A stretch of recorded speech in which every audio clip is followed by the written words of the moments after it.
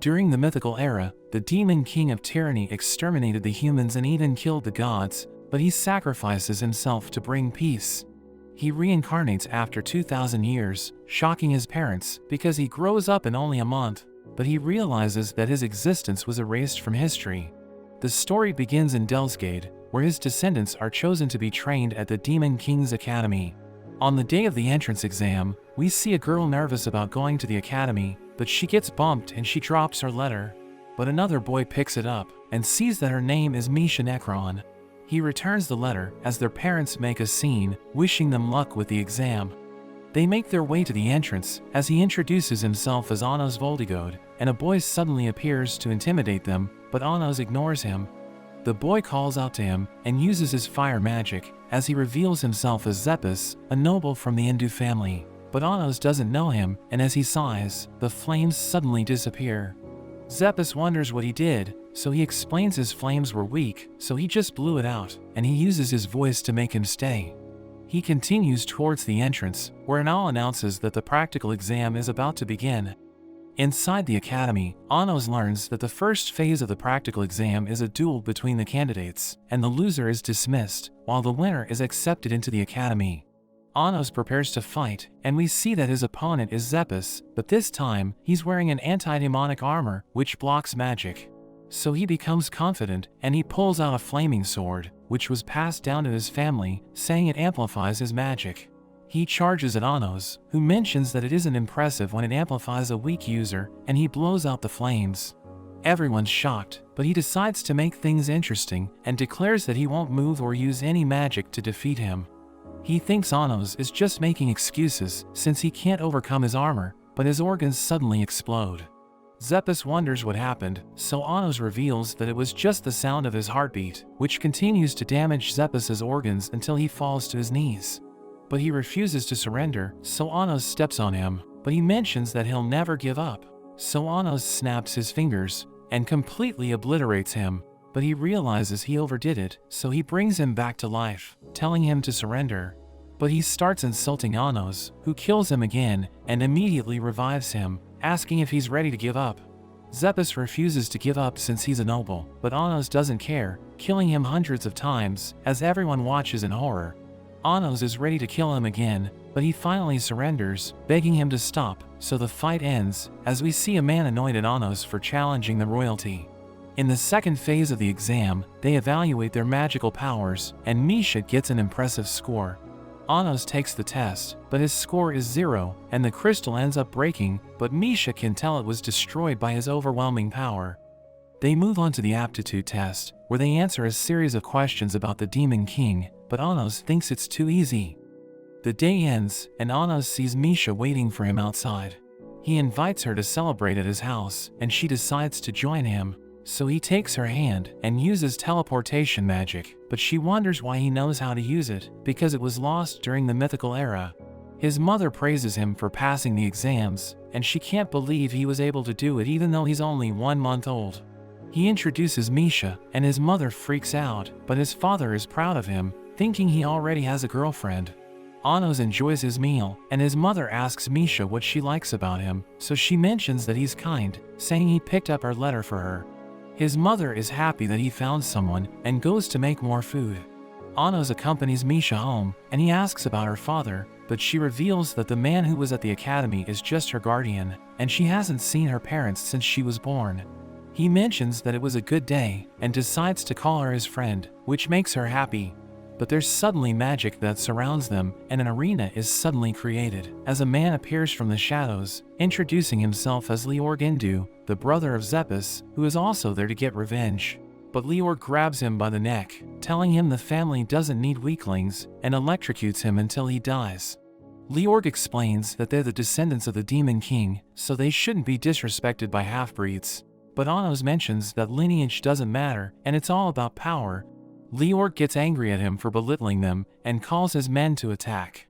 He threatens to kill Anos, who thinks he should know his place, and Anos uses his powers to interfere with their magic, as they try to control their spells, but they end up exploding.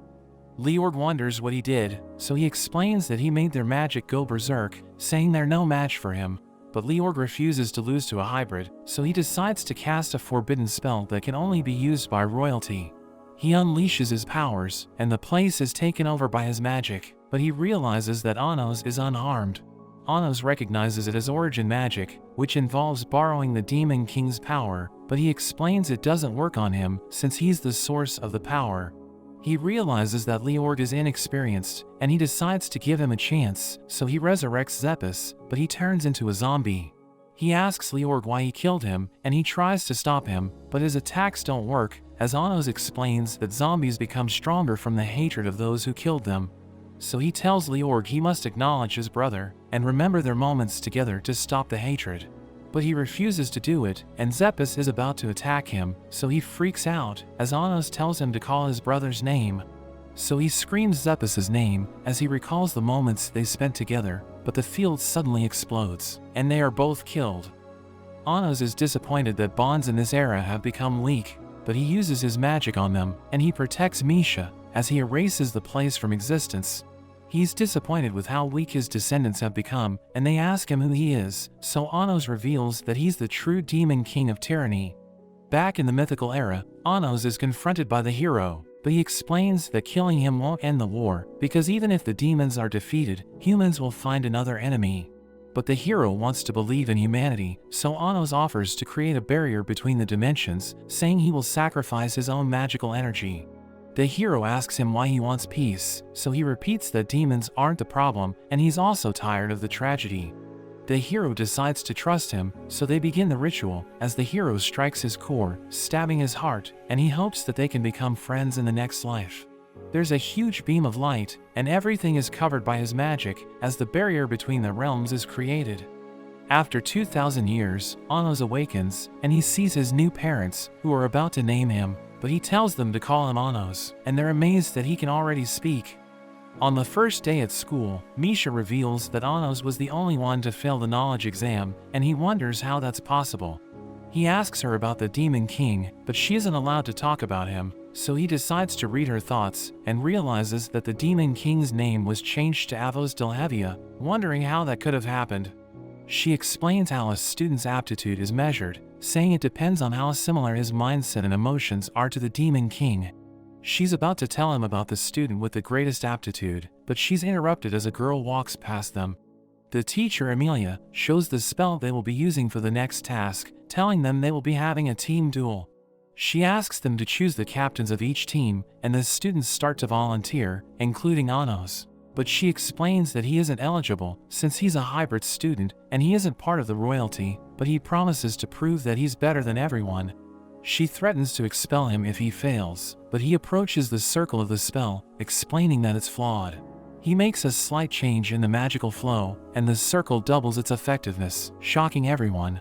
So Amelia allows him to declare his candidacy, and he goes to sit down, as she tells the group leaders to introduce themselves. The girl from before stands up, introducing herself as Sasha Necron, as Misha reveals that she's her sister. But Anos wonders why she's a pure blood, while Misha is considered a hybrid, so she explains that it was a family decision. Amelia tells him it's his turn, so he introduces himself, and tells them that the Demon King they believe in is a fake. The students are divided into 4 groups, and Sasha is surrounded, because everyone wants to be on her team. She approaches Anos, thinking he has no chance since he only has one person on his team, calling Misha a doll without a soul. But he thinks she's ignorant, because she thinks dolls don't have souls, telling her she lacks the knowledge. She thinks he's rude, so she decides to use her Eye of Destruction to punish him. Everyone's terrified, but her power has no effect on him, because he has his own Eye of Destruction, and he tells her not to underestimate him.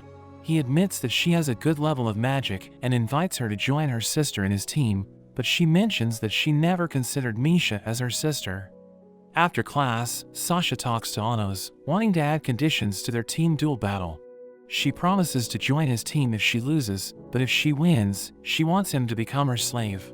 He accepts her conditions, knowing he can't lose, but she appears to be confident, and she walks away, as he realizes she still can't properly control her eyes. A week later, their teams face off in the forest, and they create a Zect pact to establish their bet. The match begins, and we learn the goal is to take down the enemy leader. Sasha's team builds their fort as Misha asks Anos about his plan, and he promises to surprise them.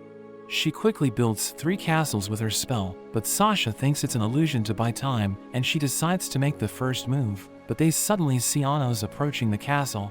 She's ready to punish him, but he tells her it won't work, as they wonder how he can hear them. He explains that their encryption spell is easy to break, but she tries to stay positive, thinking a single person can't pass through their defenses. But he grabs onto the castle, lifting up the entire structure, and he throws it into the sky.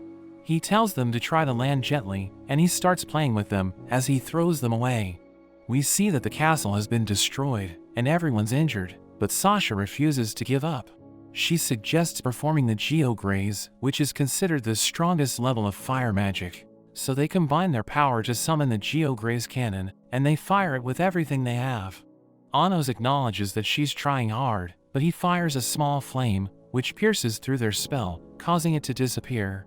The flame is about to reach them, so they try to use barriers to stop it, but it breaks through all of them and hits the castle, blowing everyone away.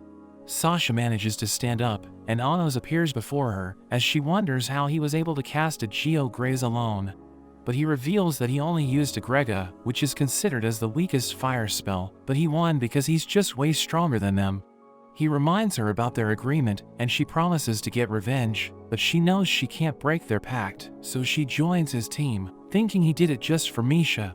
But he mentions that there's another reason, saying her eyes are beautiful, since they radiate one of the most elegant forms of magic he has ever seen. They head to his house, where we see that his mother is proud of his victory. Sasha introduces herself, so his mother freaks out again, and his father thinks he's amazing for having 2 girlfriends. They eat together, and Sasha appears to be happy. After the meal, Anos accompanies the sisters home, and notices that they're closer now. They arrive at their house, and he's about to leave, but Sasha decides to talk to him, thanking him for helping her make up with Misha, and she mentions that he was the only one who ever challenged her.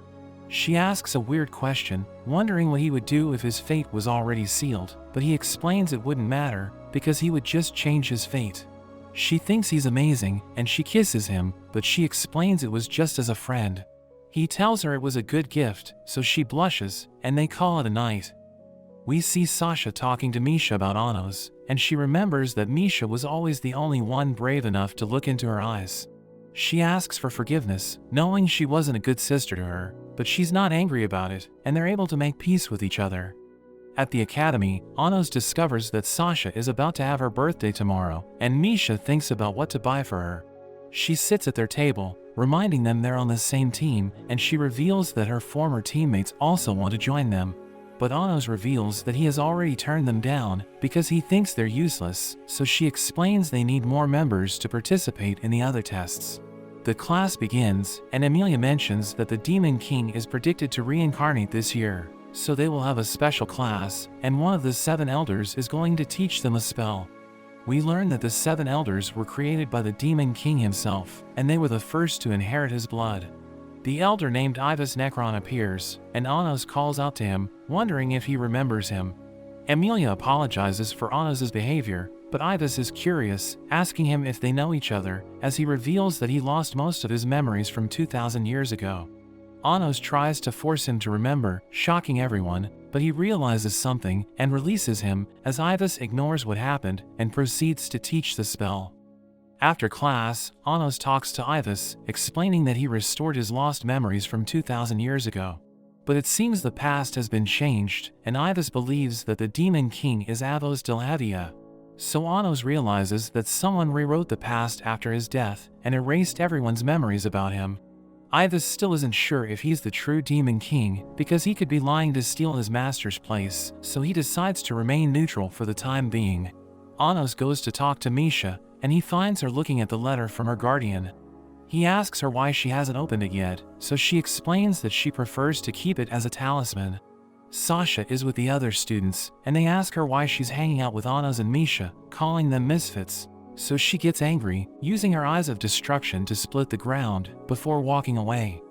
In the next class, the teacher tells the students to collect magical tools inside the dungeon, telling them they will be able to keep the items for their team. They rush into the dungeon to complete the task, but Sasha wonders why Anos is taking his time. He thinks the best way to win is to acquire the scepter at the lowest level of the dungeon, but she explains that not even the teachers have reached that level, and she isn't sure if the scepter even exists. But he knows he'll find it, telling them they're about to enter his castle. They descend into the dungeon, realizing that the monsters have been defeated by the other students. Anos suggests that Misha use one of the items in the treasure room as a present for Sasha's birthday. He wonders if she also wants something, asking her about her birthday, so she reveals that it's the same as Sasha's, telling him they're actually twins. He tells them they have arrived, but they think it's a dead end, so he reveals that there's a secret passage. Sasha tries to use her magic to see through it, but she can't, as Anos explains that he has countermeasures in place, and he breaks the wall, revealing a hidden corridor. They arrive at a secret garden, as Anos reveals that it was used for activating natural magic circles, but he gets suspicious because it's different from 2,000 years ago. They finally find the door to the treasure room, and Misha notices that it has anti-magic protection, so even her strongest magic can't destroy it, but Anos uses brute force to open it. They enter the room, and the girls realize the scepter is real. Sasha is enchanted by it, as Anos takes Misha to another room, telling her to choose a present for Sasha, so she chooses the phoenix cloak, thinking it suits her.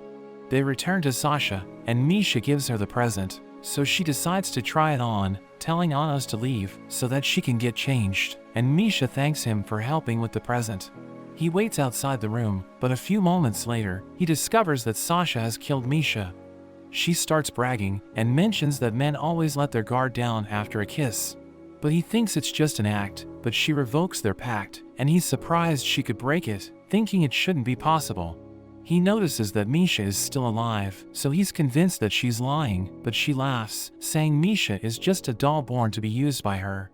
She casts a spell on Misha and threatens to end her life if he tries to capture her, but when she activates her flight spell, he manages to catch her, and Misha's wound disappears. She realizes it was just an illusion, and he reveals that he healed Misha as soon as he entered the room. He knows that her eyes of destruction activate when her emotions run high, but he noticed that her eyes didn't activate when Misha wished her a happy birthday, and it only lit up when she received the cloak. He asks her why her eyes didn't activate after betraying Misha, thinking she's too calm to be real. She activates her demonic eyes, and it starts destroying the room, but he ignores it, and he uses his powers to restrain her. Misha begs him to forgive her, so he lets her go, and Misha tries to help her, but she grabs the scepter and flies away. He ignores her and tells Misha to explain everything she's hiding, so she reveals that she isn't a magical doll and will actually disappear at midnight. She explains that she's a copy of Sasha, and he realizes that Sasha was able to break the Zect Pact because it was made with herself. Ivas created her from Sasha, using a spell that splits a person into two, but the magic has a time limit, so she only has 15 years to live before merging back with Sasha. Anos knows that the goal is to increase Sasha's natural magic, and Misha explains that everyone treated her like she never existed. But she's happy that he became her friend, thinking it was a miracle that he talked to her. He hugs her, calling her an idiot, and he tells her to live like she wants to continue existing.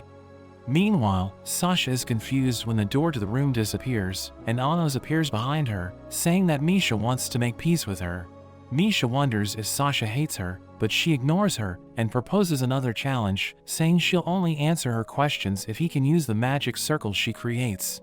He accepts the challenge, and Sasha draws 2 magic circles, explaining that she invented the spells, and she tells him he only needs to activate one of them.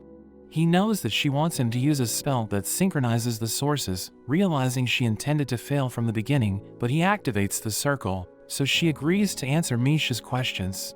She remembers the moments they spent together when they were children, and how Misha always stood by her side, while everyone feared her demonic eyes. But Misha was ignored by everyone and lived alone because she was just a copy, so Sasha researched spells to change her destiny. The spell begins to activate, and she reveals that they're about to switch destinies as she activates her second spell, which will turn Misha into the original body. But she knows that the only way to activate it is to have Misha reject her, so she tried to make Misha hate her, but she reveals that she actually loved her. Sasha is ready to accept her new destiny, and she activates her spell, but it doesn't work, as Misha tells her she'll never hate her. Sasha can't believe it, and she starts crying as she begs Misha to reject her because she doesn't want her to disappear. But Misha tells her it's okay, because she'll continue to stay by her side as a part of her. She's happy to finally reunite with her sister, telling Anos she has no regrets, because she experienced 2 miracles in her lifetime. But he tells her the real miracle hasn't happened yet, saying there's a solution to keep both of them alive. He thinks he only needs to change the past, telling them they used to be 2 different beings. So if they go back in time, when the fusion magic was activated, there will be 2 original sources instead of 1. So the spell will merge the 4 sources, and they will become true twins. He tells them they need to go back in time, but Sasha knows they aren't strong enough. So he gives them a portion of his powers, as he explains that they need to believe that he's the true demon king of tyranny. But Ivas suddenly breaks through the ceiling and stabs right through him, thinking he's preventing Sasha from becoming the perfect vessel for his master's awakening. But he tells Ivas that his master is already alive and pushes him back. Anos removes the blade and throws it back at Ivas, pinning him against the wall. He explains that he doesn't have time to play around, and he decides to activate his magic to send the girls back in time. But they're suddenly interrupted as the guardian god of time appears, telling them he's there to punish them for disrupting the flow of time. He takes Ivas and he rewinds time to heal him before granting him the power of time.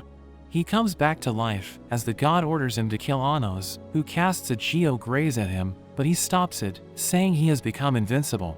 He manages to break Anos' barrier, stabbing him from behind, and the girls see him disappear as Ivas brags about his new power.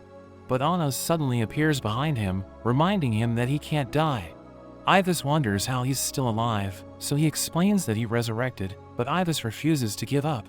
He decides to stop time for eternity, as darkness covers the area, and Sasha and Misha are frozen, but it has no effect on Anos, who mentions that the spell is useless against him. Ivas can't believe it, and he charges in, trying to kill Anos, but he stops him with his barriers, forcing him to retreat, as he explains that he's the real demon king. He tells Misha and Sasha that he can destroy all the obstacles in their path, so they no longer need to worry about anything if they decide to follow him. The spell suddenly breaks, and they call his name, as they start to glow, because they now believe he's the true demon king of tyranny. They find their past selves, and the 4 sources finally merge, and the spell is completed. Anos reminds Ivas that they're in his castle, and he pulls out his sword of destruction. Ivas tries to escape, but Anos suddenly stabs him, and he realizes he can't heal himself. Anos tells the god not to challenge him again, and he continues to attack Ivas, and completely destroys his body. Everything returns to normal, and Anos calls Ivas back to life, explaining that his sword eliminated the demon and the god who took over his body. Ivas asks for forgiveness, and swears loyalty to him. Anos helps restore his memories, and tells him to watch the other elders, and find out who erased his memories. The girls also return to normal, and Anos tells them it's time to head back, saying there's still time to receive the highest grade for the exam. They leave the dungeon, and Misha is exhausted, but she's glad it's all over, and decides to finally read her letter. Sasha is happy that both of them are alive, and apologizes for everything she did. Anos gives Misha an enchanted ice ring, since it's also her birthday, and he invites them to have dinner at his house. We see Anos in the mythical era, as the Great Water Spirit challenges him. But his subordinate Shin volunteers to deal with it, and Anos promises to give him a reward if he defeats her with a single attack. He advances to face the spirit, and he manages to defeat it in 1 hit. So Anos praises him, asking him what he wants as a reward, but he asks for permission to reincarnate with him, because he just wants to keep serving him. Anos agrees, but explains that he'll lose all his memories and abilities, and they see the hero Kanan arriving. Anos reveals that even he has difficulty facing him, because he's the only one in the world with the magic of 7 sources. Back in the present, Sasha waits for the teacher to announce their score after retrieving the scepter, but instead, Emilia announces that a transfer student will join the class, revealing that he's a sword master. She also announces that the scepter Anos' team found has been stolen, and they didn't have time to evaluate its authenticity, so she'll only give them 70 points until the culprit has been found. Sasha revolts, but the other students think the scepter was fake anyway, since Anos is a hybrid. But a girl named Misa thinks it's unfair, saying hybrids and royalty deserve the same treatment, but Emilia tells her to sit down, threatening to expel her. Anos decides to resolve the situation, saying the thief is too obvious, and he pulls out the scepter from a student's chest and hands it to Emilia, knowing she allowed the student to steal it. After class, Misa thanks Anos for helping her, and she explains that the school is dominated by pure-blood nobility, while hybrids like them are marginalized. She tells him she's part of a guild that promotes activities to unify the demon race, and asks him if he wants to join them. She mentions that one of the 7 elders is supporting them, and they think Anos is the demon king of tyranny. They head to the guild tower, and we learn that it's filled with Anos' fangirls, who start freaking out as they see him. They look around the tower, and Sasha sees pictures of Anos, but Misa decides to show him something. They go to a room, where they see a sword, as Misa explains that she's the daughter of a noble demon and a water spirit. She never met her father, because he's a pure-blooded demon, while she's a hybrid, but he sent her the sword on her 10th birthday. She thinks he has the other half, and she hopes that one day, all demons will unite, so that she can finally meet him, asking Anos to join our group. The next day, we see the students in the arena, trying to pull their magic swords from the ground, but the swords drain their power, so they can't pull it out. 2 of the demon elders, Gaius and Yadol, teach the class, and they announce that only the students who pull out their swords can participate in the magic sword tournament. Sasha wonders why Anos hasn't pulled out a sword, thinking he can't do it, but he reveals that there's only one weapon he can't wield, and it's the holy sword that Conan used in the mythical era, and he makes one of the swords fly to him. One of the elders praises him and decides to challenge him, but they see another boy lifting a sword, and we learn that he's the transfer student. Yadol decides to face him, and immediately advances to attack, but the student easily knocks him out, as Anos takes out Gaius. They return to class, and the teacher is surprised that the transfer student doesn't want to be the leader of a group. He introduces himself as Ray, and he asks Anos if he can join his team. Emilia mentions that royalty can't take orders from a hybrid, but Ray ignores her, and he asks Anos again. But he refuses, because he wants Ray to show his determination first, and he asks Misa to join Ray's team, because he wants to fight them in the next group battle. On the day of the competition, Anos tells the girls to take care of the other team, while he fights against Ray. Misha creates a castle, and Sasha notices that her magic has improved. She thinks it's because of the ring, but Anos reveals that they both became stronger, because they merged with their past selves. He teleports to Ray, realizing he's waiting for him, but a giant golem suddenly appears, as Anos realizes that Ray is sharing his power with his team, so he decides to balance the fight by using a stick. Sasha is having trouble dealing with the golem, so Anos tells her to combine her powers with Misha and use Geo-Graze, as Ray complains that he isn't focusing on their fight. Sasha wonders if their power will be enough, but Misha trusts Anos, and they prepare to use the spell as the Geo-Graze cannon appears. They activate the spell, and Misha fires it, while Sasha boosts its speed, allowing them to blow up the golem. Sasha realizes they have become stronger, but Misa suddenly attacks her. Meanwhile, Ray appears to be reaching his limit, but he gets back up and continues his fight with Anos, who's impressed that he's starting to fight better. Sasha struggles against Misa, so she decides to use her Phoenix Cloak, but Misa is confident she can defeat her using Ray's sword. The golem is about to attack her, so Misha appears to help, and they decide to combine their powers, using their fire and ice magic to create a superior spell, which sweeps away both Misa and the golem. They're proud of themselves, but the ground suddenly starts shaking, and they realize that the battle between Anos and Ray is destroying everything around them. But Anos thinks it doesn't matter, because the forest will regenerate thanks to the natural mana, and Ray mentions that he's also too excited to stop. They continue to exchange blows, as Anos mentions that this is the first time he's had a real opponent since his reincarnation. Ray decides to end things, and he gets up above Anos to deliver the finishing blow, but Anos stops it with his stick, ending the fight, as he mentions that he's impressed, because Ray was able to keep up with him. Ray admits defeat, saying he feels like they've met before, and Anos thinks he looks familiar. He mentions that he's the demon king of tyranny, and Ray believes him, so Anos invites him to join his team. Anos returns home, and his mother is happy about his victory, but Misa thinks she isn't supposed to be there. But he reveals that he has accepted her into the team, telling her she has potential, as he mentions that her water magic is amazing, which makes her happy. After dinner, the girls talk with Anos' parents, and discover that he's only 1 month old. Rei talks to Misa and apologizes for not winning the battle, but she doesn't mind and is impressed that he isn't prejudiced against her, even though he's a royal. The next day, Emilia announces that Rei and Anos have been chosen to represent the class in the Magic Sword tournament, so they need to obtain a weapon before the event. After class, we see that Rei is excited for their rematch, but Anos thinks there's something suspicious about the royalty recruiting him for the tournament, because they clearly don't want him to win. But Misa interrupts them, revealing that the elder who favors hybrids wants to see him. Anos heads to the tower, and the elder Melhace gets emotional seeing him, saying he has waited 2,000 years for him to return. Anos wonders if he remembers him, so Melhace explains that part of his memories was erased by someone, but his source still remembers him. After Anos sacrificed himself, Melhace woke up in the spirit forest, and it took him 100 years to cross the barrier to the demon world. But by the time he returned, he discovered that someone changed his master's name to Avos Delhavia.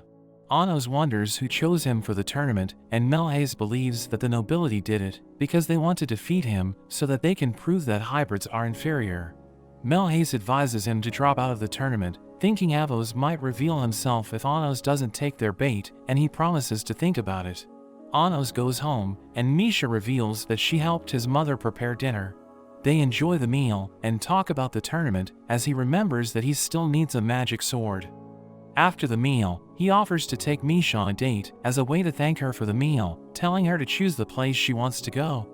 They walk around the city, and they head to a magic model shop, where Anos notices the model houses, realizing that her hobby is creating them. They go to another room, where she uses her magic to create a model of them having dinner, planning to give it to Sasha. Anos decides to give it a try, creating a model of the entire kingdom, and the shop owner is impressed, thinking it's a masterpiece. So she offers her entire shop to buy it from him, but he explains that he has no desire to sell it. After that, Anos realizes that Misha keeps admiring his model, so he transforms it into a ring and gives it to her, saying she'll always be able to see it. She thanks him, and they see a cat cafe, so they decide to check it out. A strange cat appears before them, and it starts talking to them, as Misha realizes it's Ivis. He reports to Anos, saying Misa's unification group is being controlled by someone, but the group has no idea who he is. He mentions that there's a mysterious person working in a hospital, but he isn't sure if he's connected to Misa's group, so Anos tells him to keep an eye on Melhace in the Magic Sword tournament. They go to check the hospital Ivis mentioned, and Anos notes that it doesn't look suspicious. But Rei suddenly appears, and Anos asks him why he's there, so he tells them he came to visit his mother. Anos offers to heal her, since he can cure any disease with his powers, but Rei doesn't pay much attention, and he enters the hospital, as they realize he's acting strange. The day of the tournament arrives, and Ivis tells Anos that the two elders behind the event intend to lure him into a trap. So he considers dropping out, thinking it could make Avos Delhavia appear. The owl announces the start of the tournament, as Anos' opponent appears, but everyone realizes that he hasn't shown up, so they think he gave up. We see that he's waiting for Avos Delhavia to appear, as everyone starts trash-talking him, but his mother suddenly starts yelling at them, telling them he will become the Demon King. His father appears in the tunnel, revealing that he made a magic sword for him, and mentions that his victory will prove that even a hybrid can become the Demon King.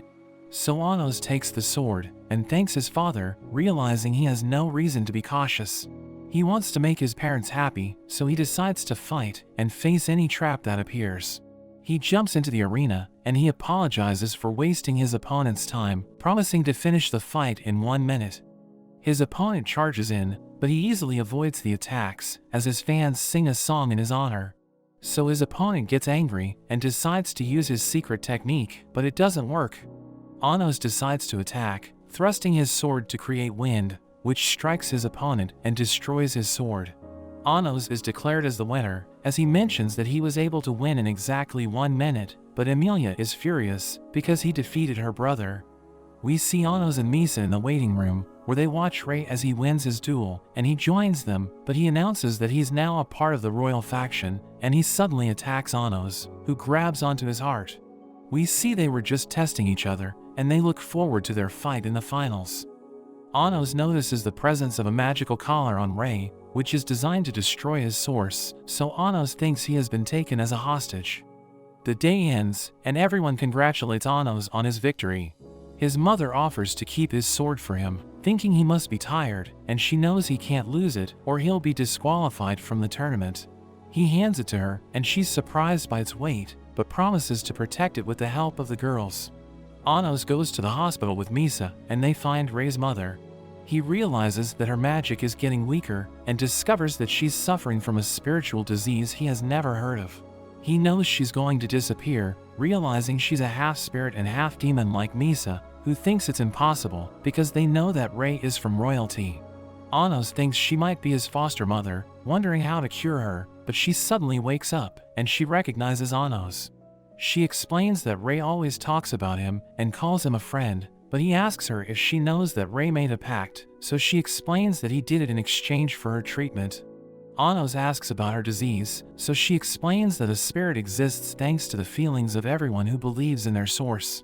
But half-spirits are susceptible to disappearing because their source is weaker.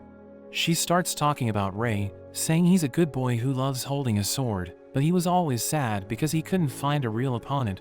She reveals that he was happy when he lost to Anos, and she asks him to fight Rei in the tournament so that he can use his full strength and stop worrying about her. But Anos thinks there's another way, and he creates a new spell, telling Misa to use her source to fuel the spiritual power of Rei's mother. But he warns her that they could both get wiped out, saying he can't resurrect her if her source is depleted, but she agrees to do it because she believes in him. The spell begins, and her source flows into Rei's mother, but he notices something, and we see his mother with the girls as they walk back home, but Emilia suddenly appears. She explains that the governing committee is supposed to keep Anos' sword until the finals, but his mother thinks it's better to deliver it to the committee personally. So Emilia tries to take it by force, but she refuses to hand it over, so Emilia casts a spell on her, and she ends up getting injured. Emilia continues to attack, so the girls protect her with a barrier, but Emilia manages to overpower them, knocking them down. Anos' mother reminds her that she's attacking her own students, but she thinks hybrids don't have the right to go to her class. She mentions that Anos humiliated her brother in the tournament, so she wants to get revenge. She fires a powerful energy beam, but the girls get back up and protect Anos' mother, telling her to escape, so she starts running away. Emilia manages to break through their barrier, but they refuse to give up, knowing they're fighting for Anos, so she blasts them with her magic. Anos' mother sees the charred remains of the girls, so she becomes desperate as Emilia prepares to finish her off. But Anos suddenly appears, protecting her from the attack. Emilia starts bragging, but he restrains her, and he heals his mother and revives the girls, thanking them for what they did. He approaches Emilia, promising not to show mercy, and he takes her to the arena, stabbing her with a sword, but he promises to spare her if she recognizes him as the true Demon King. He starts torturing her, and she calls him the Demon King, but he thinks she doesn't mean it, so he decides to kill her. But he casts a spell to resurrect her in a new body, telling her that she's now a hybrid, so she loses it, and tries to take her own life. But he reveals he placed a curse on her so that she can't, and he condemns her to live as a hybrid forever, and he teleports away. Meanwhile, Misa is busy with the spell when Rei suddenly finds her, asking her what she's doing. He realizes she's sharing her powers with his mother in an attempt to save her, so he lowers his knife, but he mentions that she's losing too much of her own source. He tries to convince her to stop, but she refuses to let go, so he knocks her out and sets her down when he realizes his mother is conscious. She tells him not to worry about her, explaining that she had a good life thanks to him. She remembers when she found him on the streets, and she's glad to have been his mother. Anos appears, and he sees Misa lying down, so he looks outside, and he sees Rei leaving the hospital. The next day, the owl mentions that the finals is about to begin, and Rei and Anos finally prepare to have a real duel. But before the fight begins, they implement new rules, and Anos and Rei wear spiritual draining bracelets, as the owl explains that the user loses if it's broken. The duel begins, and they start fighting, as Rei compliments Anos for fighting with the bracelet, revealing that the one he's wearing is just for show. But he doesn't want to win like this, so he breaks his pact, and the magical collar pierces his source. He explains he has violated his contract with the royalty, so he's going to die, and he knows he can't heal his mother, so he decides to die fighting Anos with everything he has. Anos is ready for the duel, telling him to focus on the battle, and they start fighting as the others notice that they're moving too fast. When Rei dodges Anos' attacks, he manages to hit him in the arm before jumping away and continuing with a barrage of attacks as they both get injured. They advance against each other when Anos cuts Rei, telling him the fight is over. They move forward for the final attack, and Anos loses his arm, but he manages to stab Rei, who thanks him for the fight. A magic circle is activated, and Anos appears in another dimension where he finally sees the person responsible for the tournament. The bird transforms into Melhace, who reveals that he was waiting for the right moment and is happy that he can finally get rid of him. He mentions that half of Anos' magical powers were drained by the bracelet, so he thinks killing him will be easy. He calls the other two emperors to help, thinking Anos has no chance, but he mentions that they just gave themselves away as Rei cuts the elders and Anos freezes time. Melhace wonders how Rei is still alive, so he explains that Anos saved him by destroying the spell with his final blow. But Melhace thinks nothing has changed, showing that he has Rei's mother trapped with his spell. He decides to bargain, saying he will heal her if Rei swears loyalty to the nobility, but Anos distracts him as Rei throws his sword and jumps into the portal. Melhace refuses to lose and creates new portals that release a mist, which is similar to what Anos used to separate the four realms in the mythical era. He attacks with it and destroys Anos' shield, explaining that he stored part of the wall to use as his own power. He thinks Anos is still too weak to fight back, since he only has a tenth of his power after reincarnating, but Anos uses his arm, forcing Melhace to retreat.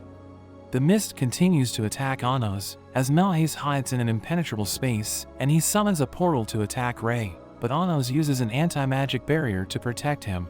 He tells Rei that he used too much magical power and asks for his help, but he explains that he needs a sword, so Anos creates one using his magic. Rei is ready to clear the way using the sword, trying to cut the mist, but his sword ends up breaking, so Anos protects him again. He thinks he doesn't stand a chance, but his mother starts talking to him, offering her power to help him. She mentions that she'll always be by his side, and she transforms into a magic sword, which he uses to cut everything in his path. He reaches the gate, and he launches a powerful attack to destroy all the darkness in it. The attack helps Anos, and even invades Melhace's dimension. His mother transforms back, and declares that she's proud of how strong he has become, before disappearing into the air. So he starts crying, but Anos tells him to save his tears for later, as Melhace curses them, and starts recreating his dimension with the remaining mist, but Anos suddenly appears behind him. He realizes that Anos followed the trace of the spiritual sword, but quickly traps him with the mist, thinking he has won. But Anos comes out unscathed, so Melhace tries to attack him again, but he dissipates the mist, leaving Melhace in shock. He wonders how Anos is surviving his attacks, and Anos summons his sword, revealing that he finally recovered all of his powers thanks to coming in contact with the mist. Anos attacks with his sword, so Melhace tries to escape, but he gets cut even after dodging it, as Anos explains that his sword can destroy all laws. Melhace becomes desperate and summons countless portals to attack, but Anos shatters them instantly. He stabs Melhace with his sword, killing the creature inside him, so he returns to normal and recovers his memories. They return to the arena, and Melhace tells Anos that he was being controlled by an unknown entity, which attacked him after they met at the tower. Anos summons Gaius and Yadol, and he notices that their minds are also being controlled by Avos Delhavia. So he decides to revive them, but their sources are suddenly attacked, and they see a masked man in the darkness. Anos notices that he wasn't affected by his spell as the man leaves, and everyone starts to return to normal, wondering what just happened. But they see Rei lying on the ground, and Anos is declared as the winner of the tournament. Everyone congratulates him, but he shouts that it was all thanks to his sword, saying his father is the supreme craftsman. The event comes to an end, and he heals Rei, who is still sad for his mother. But Anos brings her back to life, and Rei reunites with her, wondering how he was able to do it. So he explains that after discovering she was a sword spirit, he managed to spread rumors with his magic, and people started believing in her source again. Sasha appears representing her family to present him as the tournament winner, telling him his sword should be blessed, and gives him a kiss. Back in the mythical era, we see Anos crossing several barriers, as the hero Kanan wonders why he's there. He explains that he came to talk, asking Kanan if he doesn't want to stop the war. But the commander Jirga suddenly attacks, and he tells Kanan not to listen to Anos, thinking he would never want peace. He draws power from his troops to become stronger, wanting to avenge his family that was killed by demons. But Anos easily pierces his chest, telling Kanan to come to his castle as he teleports away. Kanan checks on Jirga before running to get help, and his necklace falls, but Jirga vows to get revenge on Anos in the next life. The class meets their new teacher Menno, after Amelia suddenly disappeared. She announces that in 3 weeks, they will travel to the human realm for an exchange class with the Hero Academy. The students wonder if it's safe to visit the academy, as she gives them the rest of the details. She explains that there will be a competition using a traditional human army magic, which allows the troops to offer their power to the leader, and Anos decides to train his friends to face the competition. Anos doesn't go easy on them, but Misha creates an ice sword for Ray, helping him in the battle, but Anos easily breaks it and smashes him into the ground. They continue training, and Melhace later tells Anos that Gaius and Yadol have finally been resurrected, but it seems their memories were also stolen 2,000 years ago. He doesn't trust the human realm, and asks Anos to be careful on the exchange trip. Anos takes Ray to his arsenal, where he chooses a sword that belonged to Shin, as he suspects that Ray might be his incarnation. A few days later, the owl announces that they need to arrive in the human capital within 10 days, so that they can participate in the competition, but Anos immediately teleports them, as the others mention that he takes all the excitement out of the trip. He decides to explore the city, and calls Sasha to go with him. They enter the city, and Anos notices that the humans are at peace. They arrive at the Hero Academy, but a girl appears, asking them who they are, and she realizes that they're from the Demon King Academy, so she introduces herself as Eleanor, a third-year senior. She mentions that they arrived early, but Anos cuts her off, and reveals that he's interested in the legend of the hero, so she gets excited, and decides to show them the school. She gives them a tour, and they find a painting of Kanan. They go to the library, where she shows the book about the hero's legend, and how he defeated the Demon King of Tyranny. But Sasha gets furious hearing this, saying the Demon King never lost to anyone, and he was the one who sacrificed himself to bring peace to the realms. But Anos calms her down, thinking it's normal for the humans to tell the story like this. He asks for the name of the Demon King, and Eleanor tells him it's Avos Delhavia, so he realizes they also don't know the truth. He asks about Kanan's reincarnation, but she reveals that there are 4 reincarnated heroes, because he had 7 sources, so they incarnated into different bodies. A student suddenly appears, and mentions that the Demon King couldn't have sacrificed himself to create peace for the realms, thinking they should just accept defeat. He introduces himself as Led, the first to reincarnate as the hero Kanan, and another student named Laius joins them, revealing he inherited Kanan's 3rd source. But Anos doesn't think they're true incarnations, so Laius thinks he's challenging them, so he rushes at Anos with his special technique.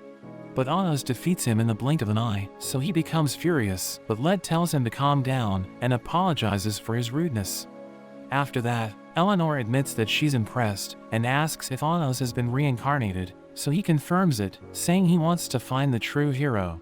But before he leaves, she tells him that Kanan no longer exists, and even if his source returns, he'll no longer be the hero Anos remembers, revealing that he was killed by a human 2,000 years ago.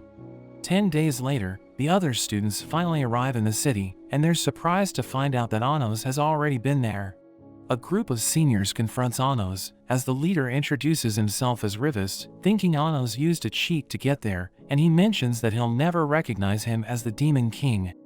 The first day of the exchange begins, and a man named Diego introduces himself as the director of the Hero Academy. For the first class, he shows the students how to recreate objects, and he wants them to demonstrate their magic as a test. He chooses Led to represent the humans, while Menno chooses Rivist. Led displays his heroic magic by strengthening a rusty sword, and he uses it to destroy a statue, leaving everyone impressed. Rivist chooses to show a monster transformation spell, but his spell fails, so he tries again, but something goes wrong, and Led thinks the Demon King's Academy is pathetic, but Anos mentions that the test is rigged, knowing the humans cast a spell that seals demonic magic. He destroys the spell, and the rat immediately transforms into a monster. So everyone's frightened, but he makes the monster disappear, as he creates a sacred sword before their eyes. Diego can't believe that he can use sacred magic, but he explains that it isn't too different from demonic magic. Led realizes that he's truly the reincarnation of the demon king of tyranny, but Rivest refuses to believe it. At night, Ivas tells Anos that the books don't reveal the death of the hero Conan, but the humans believe that the demon king will attack their world again, and the hero will appear wielding his sacred sword. Anos realizes that the human realm is ready for war, and he thinks about the hero's sword that can defeat him. But they're interrupted by Sasha and Misha, and they invite him to go to the city festival, where they see Ray together with Misa, and he gives her a shell necklace. The next day, the girls are curious about the necklace, when Anos reveals that there's a story about it. He mentions that 2,000 years ago, a couple split a shell in half, to ensure that they found each other after they were reincarnated. They arrive at the beach, where the students gather for the competition, but Anos notices that Eleanor is missing. Diego reveals they will be competing in an underwater fight, telling them not to lose too quickly, because he's sending his elite class. The seniors ask Menno to choose them to represent the demons, and Anos offers to fight, but Rivest insists on being the ones to compete, because they want to prove the value of the nobility. Menno agrees with him, and tells him to lead the team to victory. The exam begins, as Menno explains that Rivest is actually a kind person who admires the demon king. The students discover that they can't sense the enemy's powers when they're suddenly ambushed by the humans, and a student notices that their spells are being cancelled. The heroes laugh at them, and Led commands his team to attack the Demon King's castle. Sasha notices that something's wrong, and Anos discovers what it is. He shows Menno that the humans mixed sacred water into the lake, and it increases their magical powers, while weakening the demons. An upperclassman informs Rivest that the heroes are approaching the castle, so he decides to activate his spells, releasing a dark energy cannon, but the heroes use their shields, and come out unscathed. They activate a combined spell, which completely destroys the castle, and one of them summons his sacred sword, and he uses it to defeat the demons. Menno gets angry, and tells Diego to end the exam, but he refuses, so Anos decides to intervene, and he uses his magic to rescue his seniors from the water. They were all wounded by the sacred sword, so Menno tries to heal them, but it has no effect on this type of wound, and Diego tries to explain that it's not his fault. Anos explains that he can heal the wound, but Rivest pushes him away because he doesn't want his help. But Anos explains that Menno will be fired if a noble dies, and Rivest admits that he's weak, saying he admires Anos' strength, and he begs him to help defeat the Hero Academy. Anos manages to heal his wounds, and he promises to handle the rest. He gathers his team and challenges the heroes to a second round, and they accept, thinking the demons still haven't figured out their trick.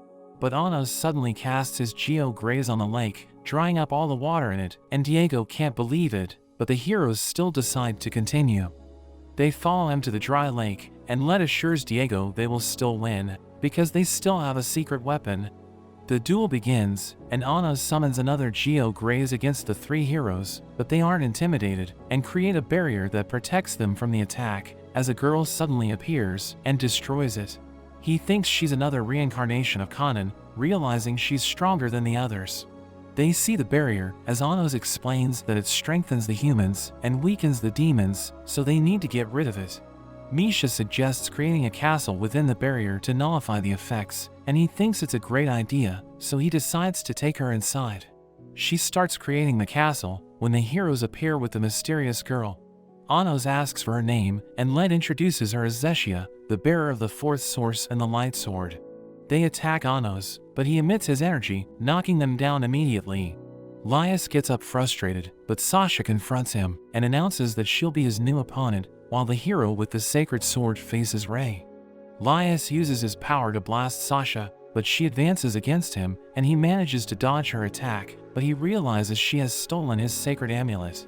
So he charges at her, and summons his sword to recover it, forcing her to retreat, while he grabs the amulet.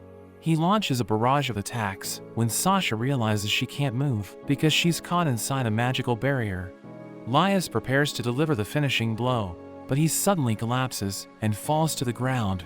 He realizes that she poisoned his amulet, and she uses her eyes to destroy the barrier. She tells him she's going to punish him for messing with Anos, and she starts using her powers to torture him. Meanwhile, the third reincarnation of Conan introduces himself as Hein, and we see that Ray has fallen into his barrier. He summons his swords, but his arm is suddenly cut off, so he wonders how Rei managed to attack him from inside the barrier, but he restores his arm and declares that he's still stronger.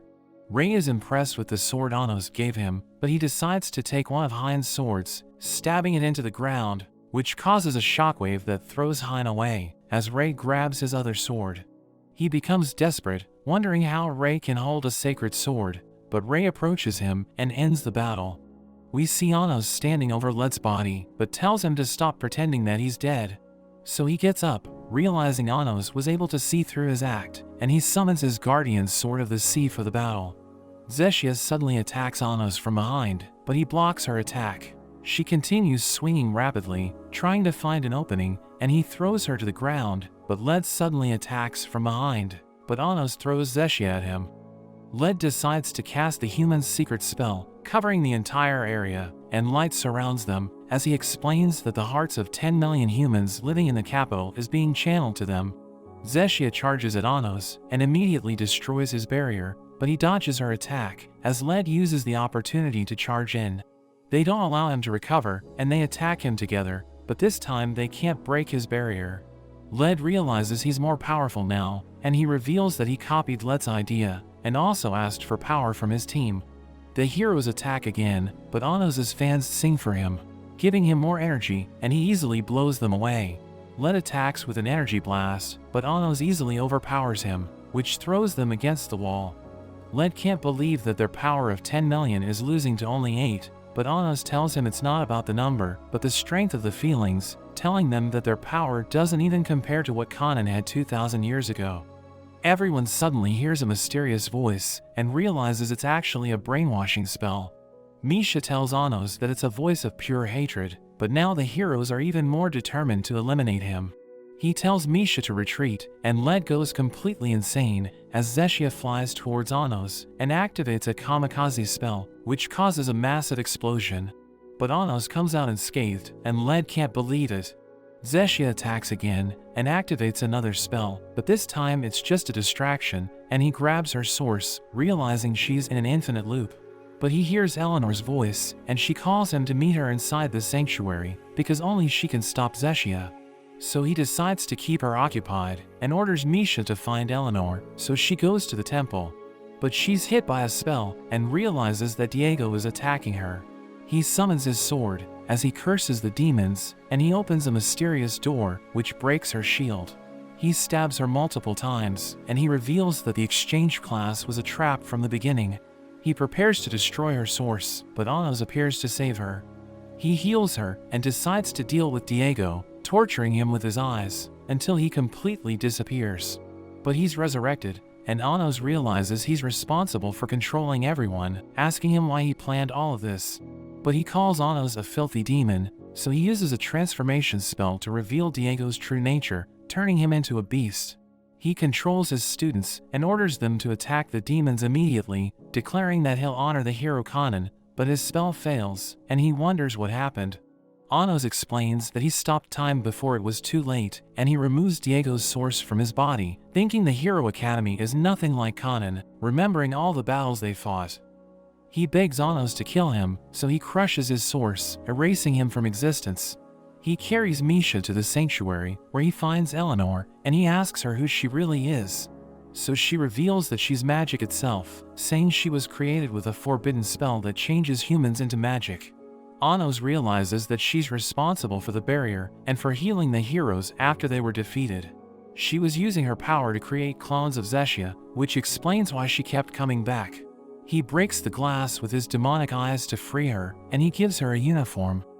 She lifts her barrier, and she reveals that everything was planned by Jirga, the commander who hated demons.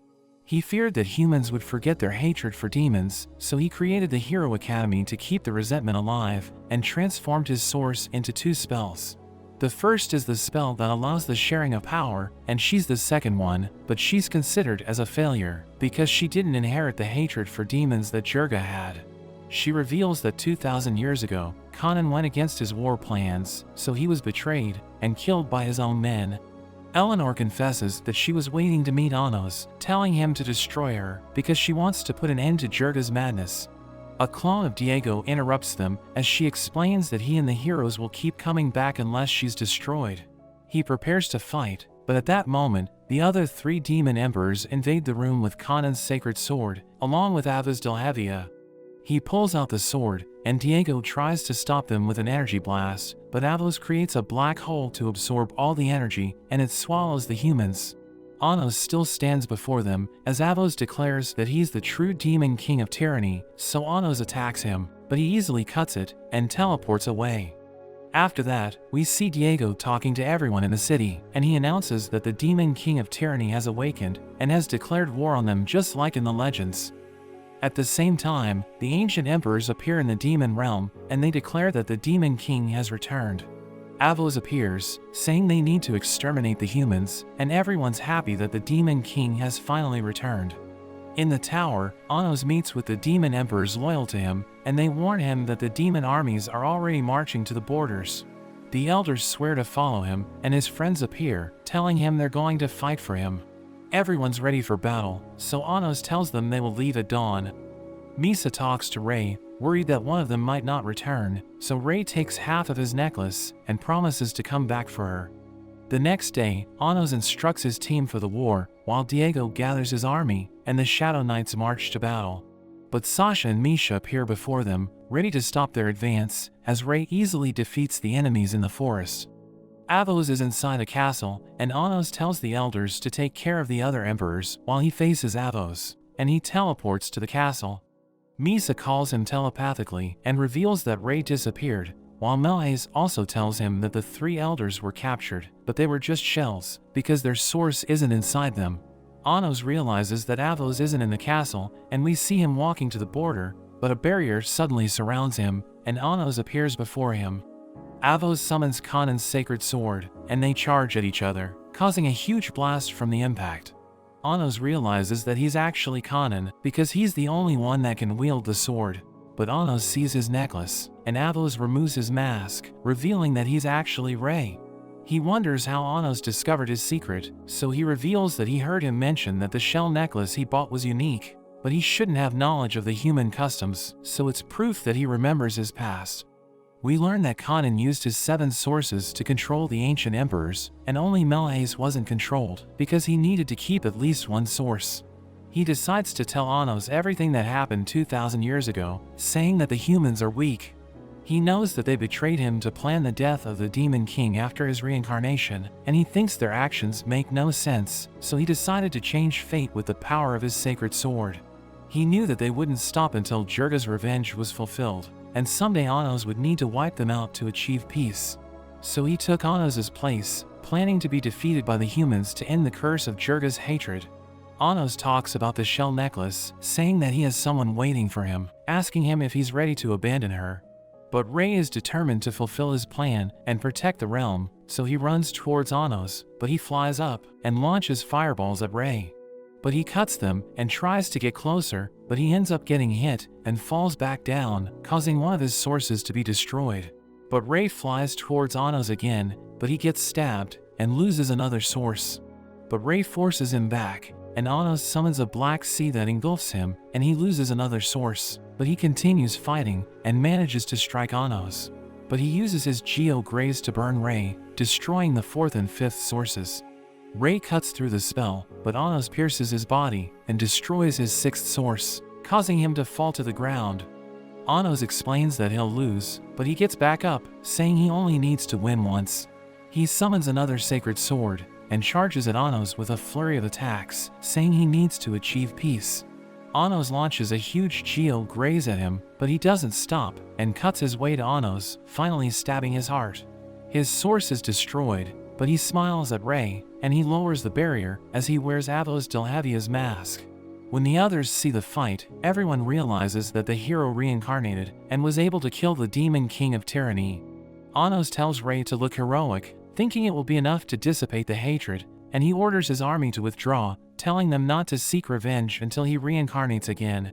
Rei is grateful to him, and he pulls out his sword, seeing him fall towards the ground. He declares his victory, saying the war is over, and the demon commander orders his army to retreat. But Diego can't accept that it all ends like this, so he orders his army to eliminate all the demons. He summons an army of Zeshias, but Eleanor appears before them and begs him to stop the war.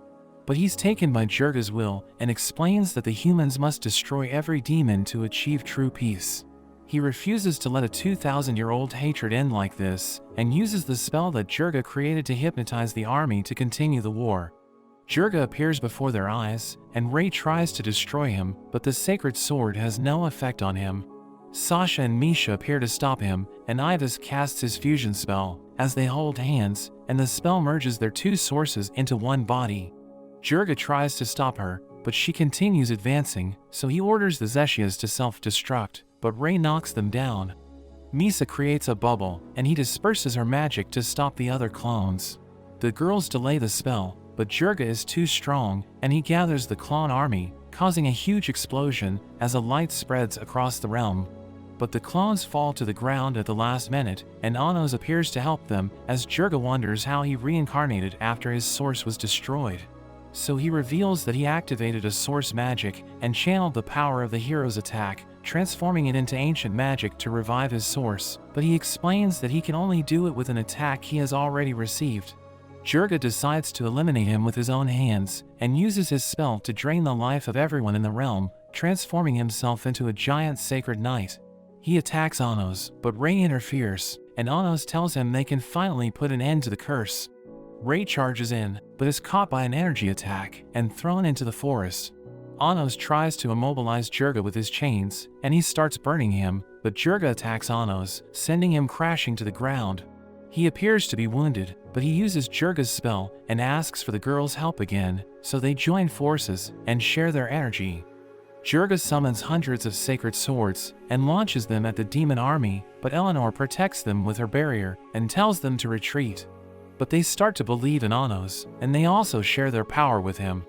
Jurga tries to cast another spell, but he's electrocuted by Anos, who mentions that the two realms are now helping each other, so they don't need to go to war, but Jurga refuses to accept it, and Ray cuts his legs. Anos summons his castle, and summons his demonic sword. He joins Ray to deliver the finishing blow, which erases Jurga from existence, and there's an explosion of energy in the sky. Sasha and Misha run to Anos, and Ray finds Misa. Anos appears before Eleanor, and he uses a spell to transform her into his magic so that no one can misuse her. The world returns to peace, and everyone accepts Anos as the true demon king. He returns home, and his mother is happy that he's safe, but she notices that he brought another girl home. Sasha also mentions the 10,000 Zeshias, so they freak out, thinking he has too much riz. In a flashback to the mythical era, we see the Aharthran spirit forest, where the great spirit Leno announces that she's going to Delskade. The lesser spirits are worried, so she tries to calm them down, but a flash of light takes over as the Heavenly Father Nisgalia appears, telling her she has been chosen as the mother of his next child. She refuses, but he explains that she can't say no to a god, and she attacks him, but he uses his power to trap her. He tries to impregnate her against her will, but Anos appears and stops him with his geograze, piercing his heart. Nisgalia mentions that he will kill Anos as well, but his throat is cut as Shin appears. Anos declares that he will eliminate the laws of the gods, and he destroys Nisgalia's body. He asks Leno if she has made up her mind, and she tells him she has decided to trust him. So he tells Shin to look after her until she reaches Delskade, because Nisgalia might return to attack her, but she doesn't like the idea. The two are left alone, and Leno explains that she doesn't need a bodyguard. So Shin prepares to take his own life, saying he would rather die than disobey an order from Anos, and she finally agrees to go with him. They set off for Delskade, and Shin takes care of Leno along the way as she starts to enjoy his company. Anos meets with Kanan, telling him about his plan, and they perform the ritual to separate the four realms. Leno and Shin return to the spirit forest, but they realize that the place has been destroyed, and the spirits appear, telling Leno they're being devoured. Divine beasts appear, so Shin gets rid of them, but she senses a hidden presence, so she demands that it reveal itself. But she realizes it's just a child, and he introduces himself as Anash Poltikol.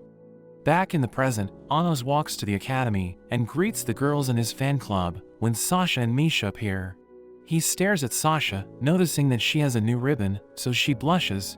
Misa and Ray join them, but everyone notices them together and starts teasing them, so Misa explains that it's not what it looks like. In class, the students still don't know that Anos is the demon king of tyranny, so they think the true demon king will make him regret mocking the nobility. Their professor Menno introduces Eleanor as a new transfer student, and we see that Zeshia is with her. The students don't like them because they're from the Hero Academy, but Menno explains that Diego was the only one who planned the conflict, so they shouldn't hold a grudge against humans. Eleanor and Zeshia sit next to Anos, and Menno introduces everyone to their new teacher Erdeme. The students think he's a hybrid because they've never heard of him, but she explains that he was born before the 7 demon elders and is one of the 4 evil kings who ruled during the mythical era. He decides to start his lesson and reveals that Avos Delhevia isn't the demon king, so the students accuse him of insolence. But he mentions that the name was just a lie to deceive humans, saying Anos is the true demon king of tyranny. He shows a Zect pact made by the 7 elders as proof, and he makes everyone kneel before Anos. But he returns them to their seats, thinking they don't need a king because the world is at peace. Before returning to his seat, he asks Erdeme why he's using such a poor disguise, knowing he's actually Nisgalia. He explains that he has something to say, so Anos decides to listen. He begins to educate the class, saying the world has an order that dictates the rules of everything that happens, and the entities that are part of the order are seen as gods. We learn that 2,000 years ago, the goddess of destruction Abinu was bringing devastation to the world, so the demon king of tyranny fought her and changed her name. Erdeme reveals that the goddess's body became the Delskate castle, and her power became the sword of destruction. But it disrupted the order of the world, so the gods decided to eliminate the demon king. The students think the story isn't real, so Nisgalia reveals his true form as the father of the gods and places collars on them. He mentions that a new order will be born to destroy Anos, and it's already at the academy. So Anos thanks him for the warning, but he threatens him, telling him to release the students. Nisgalia thinks he can't do anything, because killing him will cause the world to collapse, but Anos stabs him anyway, killing him in front of the entire class. Anos quickly resurrects him, but he realizes that something's wrong, and Anos explains that the world would have been destroyed if he didn't revive him, so he left him with only 10% of his power, telling him to behave during class. He returns to his seat, and to everyone's surprise, Nisgalia continues the lesson as if nothing happened. Anos believes Nisgalia is trying to find the vessel of the child of God, who was created to kill him, and Eleanor asks him what he will do about it. But he thinks he just needs to find the God's child and put him in his place. They discuss how to find him, and Eleanor suggests splitting into groups as Anos decides to talk to Melhace about it. But Eleanor receives a message from Led, who reveals that he discovered a strange spell left by Jurga. Misa tells Ray that she didn't find any information about the God's child, and he mentions that Nisgalia is a dangerous god who helped Jurga transform his source into magic. Ray tells her he's worried about her, so he wants her to stay away from battle, but she wants to fight by his side, saying she can't be afraid of death if he's in danger. He tells her he will always be there to protect her, and they kiss, but they realize they're being watched by someone, and he introduces himself as Gerard, saying he's there to fulfill an order from Misa's father. Anos tells his fan club to organize a ceremony because he wants to spread word that he's the demon king of tyranny, thinking it will be important for hybrids and demons to live in harmony. But they're interrupted by Sasha and Misha, who reveal that Rivis was attacked. He reveals that the attacker kidnapped Professor Menno, but he was able to place a tracking spell on him. Anos thinks they're dealing with a demon from 2,000 years ago, but the sisters remain confident because they were trained by him, and they head off to find the person. Anos goes to his castle, and he realizes Melhace is in terrible condition. He tries to revive him, but he's interrupted by another man, so he stops time around him as the man introduces himself as Zeke Ozma, one of Erdeme's advisors. Anos tries to explain that Erdeme was possessed by a god, but Zeke already knows, revealing that Erdeme offered his own body to create the greatest enemy of Anos. Eleanor meets with the heroes, but discovers that they've been poisoned, as a man named Zabro appears, saying he's the lieutenant of King Gilceris. Meanwhile, Sasha and Misha find Menno's kidnapper, but the girl reveals that Menno was just a tool to lure them in, introducing herself as Rinka, a subordinate of one of the evil kings. Zeke knows that he's no match for Anos, so he suggests a challenge, proposing to reveal who the child of God is if Anos can guess his identity with 18 questions. But if he fails, he will lose his powers for 5 seconds, and Zeke warns him that he can also lie in one of his answers, but Anos thinks it's too easy, saying he can guess it in only 9. Zeke gets irritated, but he agrees to it, and the two seal the pact. Ray and Misa follow Gerard, and she sees a sword just like the one her father gave her. Gerard suddenly stabs her with it, but he realizes his blade was cut by Ray, who wonders how he got the sword. Meanwhile, Anos asks Zeke if the child of God is one of his subordinates, and he confirms it, but Anos thinks he could be lying. He thinks it can only be one of the girls, so he asks about Misha and Sasha, but Zeke denies it, and he also mentions that it isn't Zeshia. Anos asks him if it's Misa, and he confirms that it is. But he realizes that Zeke might have used his lie, so he asks if the child of God is half-spirit, but Zeke denies it.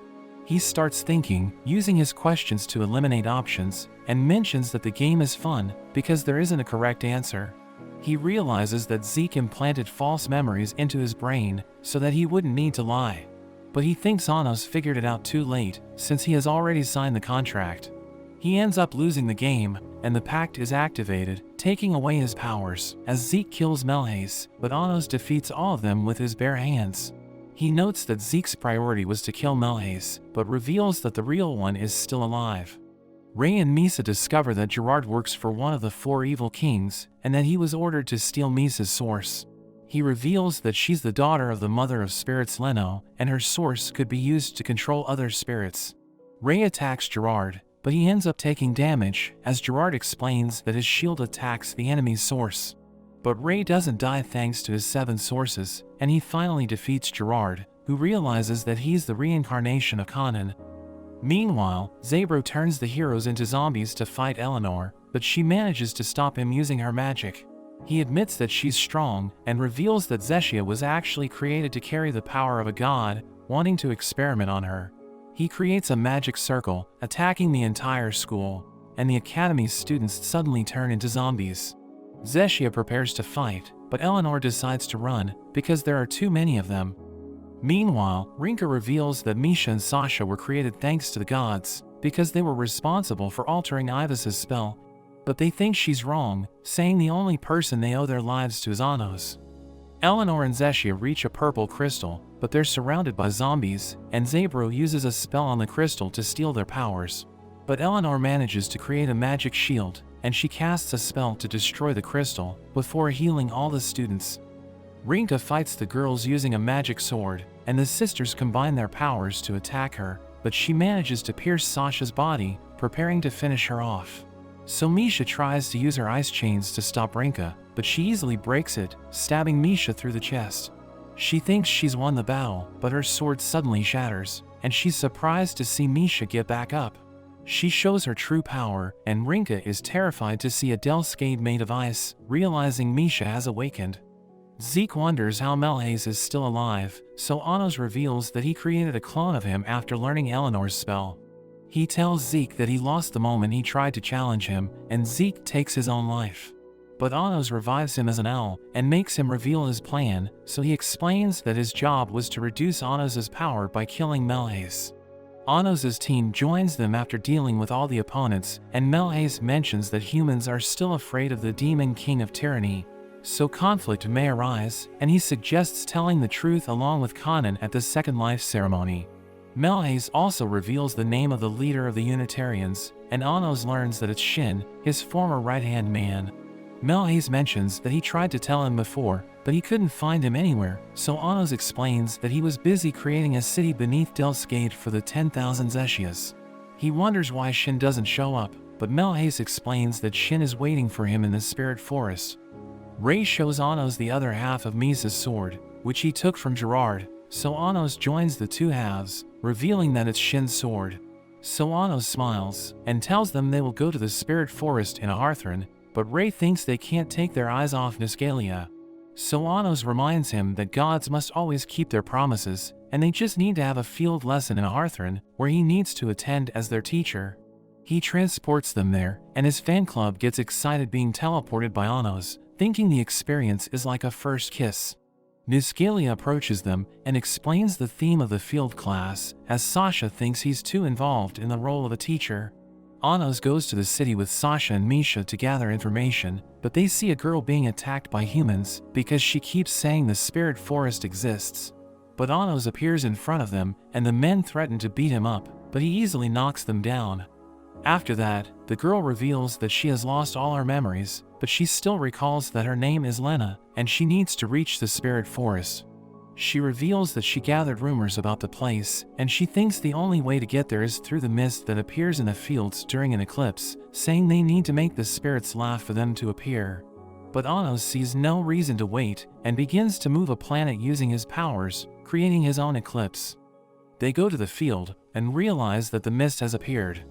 Lena is happy, and she explains that they need to make the spirits appear to take them to the forest. The others join them, but they can't make the spirits laugh. Anos sees his fan club running towards him, so he wonders why the girls are excited, and one of them explains that they went shopping and found an item called the Club of Anos. He looks at the club, and then returns it to her, leaving her completely red, and at that moment, the spirits appear, laughing at the girl. The spirits find the fan club funny, and soon recognize Anos as the Demon King of Tyranny. He asks them if they can show him the way to the spirit forest, so they lead the way. He waits for the others, as Niscalia appears, and promises that he won't try anything. In the spirit forest, Anos asks the spirits about Shin, but they haven't seen him, and they realize that Lena looks like Leno, but they reveal that she was killed 2,000 years ago. Misa feels sad hearing this, remembering that Gerard said she's her mother, and the spirits start gathering around her, telling her she smells like Leno. So she realizes it's true, and she asks them about her father, but they fly away, saying it's a secret. They arrive at a large tree, where the spirits mention that there's a demon inside. Everyone realizes it's the Spirit Academy, and they meet Gilcirus, one of the 4 evil kings. Eleanor remembers his subordinate Zabro, but he assures her that it was his superior's fault, and he never wanted Zabro to attack them. Anos asks him who's giving him orders, but the other evil kings Aegis and Kylam appear, and Aegis mentions that it's not what it seems. A bell suddenly rings, and Lena remembers the spirit Aninian, who appears as a talking tree.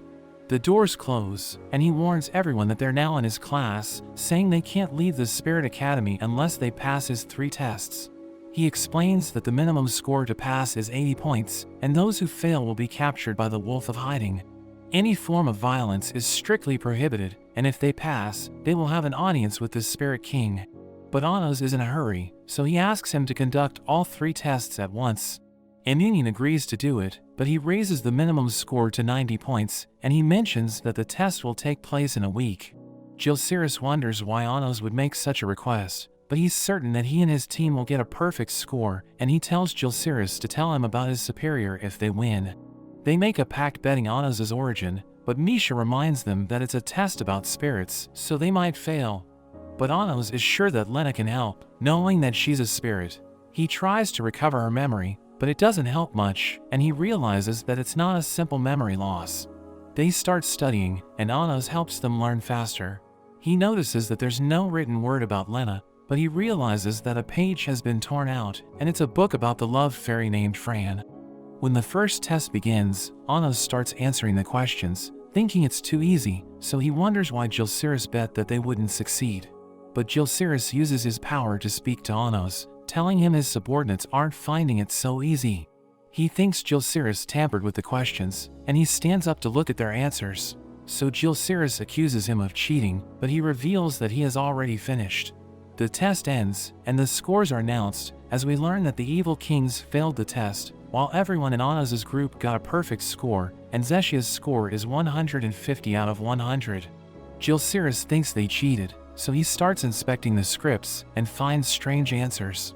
He mentions that Anos' group answered they didn't know for some of the questions, but Anos reveals that even reason can be destroyed with his sword.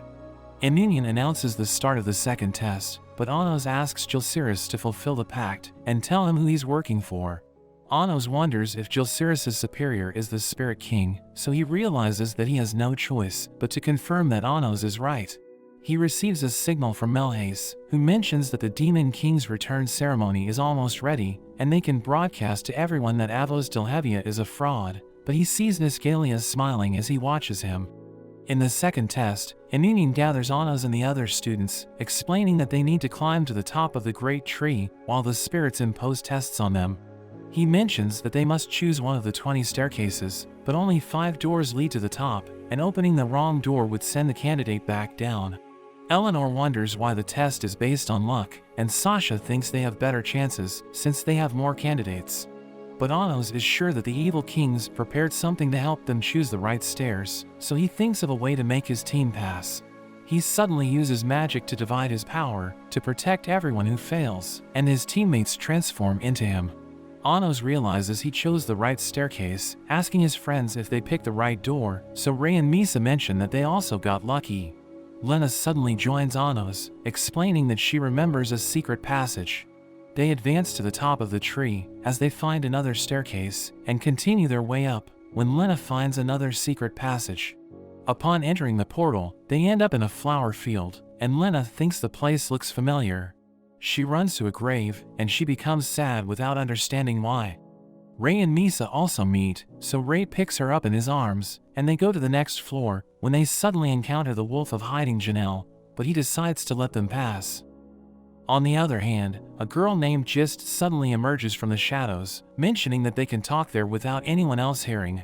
Anos wonders if she's rebelling against the Spirit King, but she reveals that Kylam was taken by the wolf under the Spirit King's orders. Lena is confused, because she resembles Kylam, but Anos explains that he has a split personality due to his 2 different sources. One of the personalities was Kylam, but the second was his girlfriend Gist, so it seems that the 2 were separated. She reveals that Gerard attacked them, because the Spirit King is threatening Kylam, and he also took a hostage to make the King of Curses side with him. She reveals that the Spirit King promised to protect the spirits after Leno's death, and she shows Anos his face, as he realizes it's Avos Delhavia, who's probably the same one who appeared at the sword tournament with Ray. She begs Anos to save Kylam, and Anos promises to do it. Meanwhile, Ray and Misa pass through the door, and see the Spirit King's castle. They enter the building, and later gain an audience with the Spirit King, asking him if he hates Anos. But Ray learns that they need to break his mask, so that he will answer their questions, and Ray prepares to take him on. Ray and Avos attack each other, and Ray is surprised, because it seems like he has fought him before. A girl suddenly appears, and she traps Ray, as Avos attacks him, but Misa runs to save him. She reveals her true form, and she starts supporting Ray, as he advances to attack Avos. He uses his power to finally overwhelm him, but Avos uses spiritual magic to regenerate his mask, and he also manages to trap Ray. He prepares to deliver the finishing blow, but Misa takes the hit in Ray's place. Meanwhile, Anos and Lena arrive at the entrance of a Hearthrun and see Aegis facing Janelle. Janelle tells them that he will allow whoever captures him first to pass, so Aegis suggests they join forces, explaining that Anos can go ahead while he rescues the hostages. Anos protects Lena with a barrier and tries to capture Janelle with Aegis's help. But Lena is suddenly taken, and Janelle disappears, as Anos wonders why he's after her. Aegis tells Anos to follow the path to a Hearthrun, and promises to rescue his teammates. So he prepares to leave, telling Aegis that he hopes they won't need to fight each other in the future. On his way to the Spirit King, Anos encounters Gilcirus, who mentions that it's a spirit trial, so Anos needs to fight him to pass. He summons red crystals, explaining that the rule is that they can only use the magical power of the crystals. He mentions that they have the same magical power, so the one with the more sophisticated spell is going to win. He shows his spell, revealing that it's a forgotten magic from his predecessors, and he spent the last 2,000 years perfecting the formula, which amplifies magical power to its limit. He uses all of his crystals in a single attack, destroying everything around them. But Anos isn't impressed, and overcomes Gilcirus with his spell, revealing that he already surpassed that level of power 2,000 years ago. Anos arrives in the presence of the Spirit King, but realizes that it's actually Misa. He discovers that she's the child of God, and that her source was fused with Avos Delhavia, the spiritual being created from the rumor of 2,000 years between humans and demons. He remembers that Zeke tried to kill Melhace, and believes that his plan was to delay the ceremony, where they would reveal that Avos Delhavia is a fraud, because she couldn't maintain her existence without the rumor. But Avos mentions that it's too late, because all the demons in Delscape believe in her, so he's been stripped of his title, and Anos knows that she wants the Sword of Destruction. The 7 elders attack him, but he laughs, telling her to enjoy her moment until the true Demon King returns, and he teleports away. Anos returns to his subordinates at the Spirit Academy and explains that Misa is the daughter of God, and half of her was formed by the rumors about Avos Delhevia. Ray feels guilty about it, because he was responsible for maintaining the rumor, but Anos tells him not to worry about the past. Sasha wonders if Misa will disappear when they reveal the truth, because she's made from the lie about Avos Delhevia, but Anos is confident that he can find a way to resolve it. He believes Avos should seek support from the royalty, so they must protect the hybrids for now. Amunion suddenly appears and traps them, because he can't allow them to harm Leno's daughter, but Anos has no intention of staying, and casts a spell to escape the academy. The group encounters an old subordinate of Anos, who wants to take his source. Aegis suddenly appears, revealing that he has rescued the hostages, but all his old subordinates are all under Avos's command. He tells Anos that he will take care of the man, so Anos thanks him for his help, and he escapes with the rest of his team. He finds Lena on his way after she was rescued by Aegis, and asks if she knows a way out. She explains that they can't leave using the normal way, so she asks the spirits for help to leave the forest. They agree to her request, opening a portal to exit the spirits' territory, and Anos transports everyone back to Delskade. But the gate suddenly opens, so he hides their presence, as the demon General Elio appears, leading his troops to search for them. Anos appears in front of him, but Elio and his soldiers kneel before him, explaining that not everyone in Delskade believes Avos Delhevia is the true demon lord. Elio reports the situation, revealing that the city is under a spell that implants Avos' will. The royals are under his influence, and he explains that the demons from 2,000 years ago suffer more, because they're under the direct command of the Demon King. Elio explains that the royalty has formed a faction, and is now attacking the hybrids, with Avos giving them a spell that allows them to absorb magic power from hybrids. Meanwhile, Anos' mother is worried about him, but his father assures her that he will return safely. Emilia runs through the city, when she's suddenly attacked by a group of royals for being a hybrid. They beat her up, and they start draining her energy, but Anos' mother intervenes. The nobles go to attack her, so her husband protects her, but they easily defeat him. Emilia remembers how she treated the hybrids, and she pushes Anos' mother out of the way, as she gets hit by a fire spell. The man laughs, but Anos arrives just in time, and quickly traps the royals, blowing them to pieces, as he decides that they will remain that way until the city is finally free from Avos Delhevia. His mother is happy to see him again, and she decides to make cookies for Emilia, as his father mentions that he's proud of him because his harem is still growing. Sasha is surprised that his father is okay after the beating, so Anos reveals that he cast a self-healing spell on him before he left the house. They begin to think of a plan to enter Delskade, and Sasha wonders why Misa doesn't just take his sword if she has the title of Demon King. But Anos reminds her that no one has survived after seeing his sword, so there's no rumor about it. Ray wonders if Avos can't use the places that aren't included in the lore, and Anos confirms it. Everyone realizes this is the reason why he plans to use the city of Zeshias, since only they know about it, so Avos' surveillance shouldn't reach it. They prepare to go, but Emilia appears, wondering why he saved her. So he explains that it's because she protected his mother, asking her if she still wants to be a royal now that she has spent time as a hybrid. But she can't answer him, and begins to cry, as Anos leaves for the city of Zeshias. He walks through the city with his friends, and they reach a portal. Anos explains it's connected to the dungeon of his palace, but he thinks the enemy will be waiting for them. Everyone tells him they're ready, and they go to retrieve his sword. They walk through the dungeon, as Sasha mentions that they need to hurry, but Anos silences her, as he sees someone approaching. He recognizes them as Lucha, a demon from the mythical era, and she's with a group of soldiers along with Rivist and Menno. Anos hides his presence, as they pass by, but he notices Rivist wearing the mark of the divergence, so he gets his attention. Rivist suggests staying behind to check the area once more, so Lucha leaves them and continues on her way. Anos reveals himself, and Menno is relieved to see them. She explains that almost all the royals are under Avos' influence, and the hybrids are being imprisoned to serve as a source of mana. Anos asks her to find the location of Nisgalia, and he mentions that he needs to investigate something in the treasure room, saying he will use a time reversal spell to discover what happened to Leno and Shin 2,000 years ago.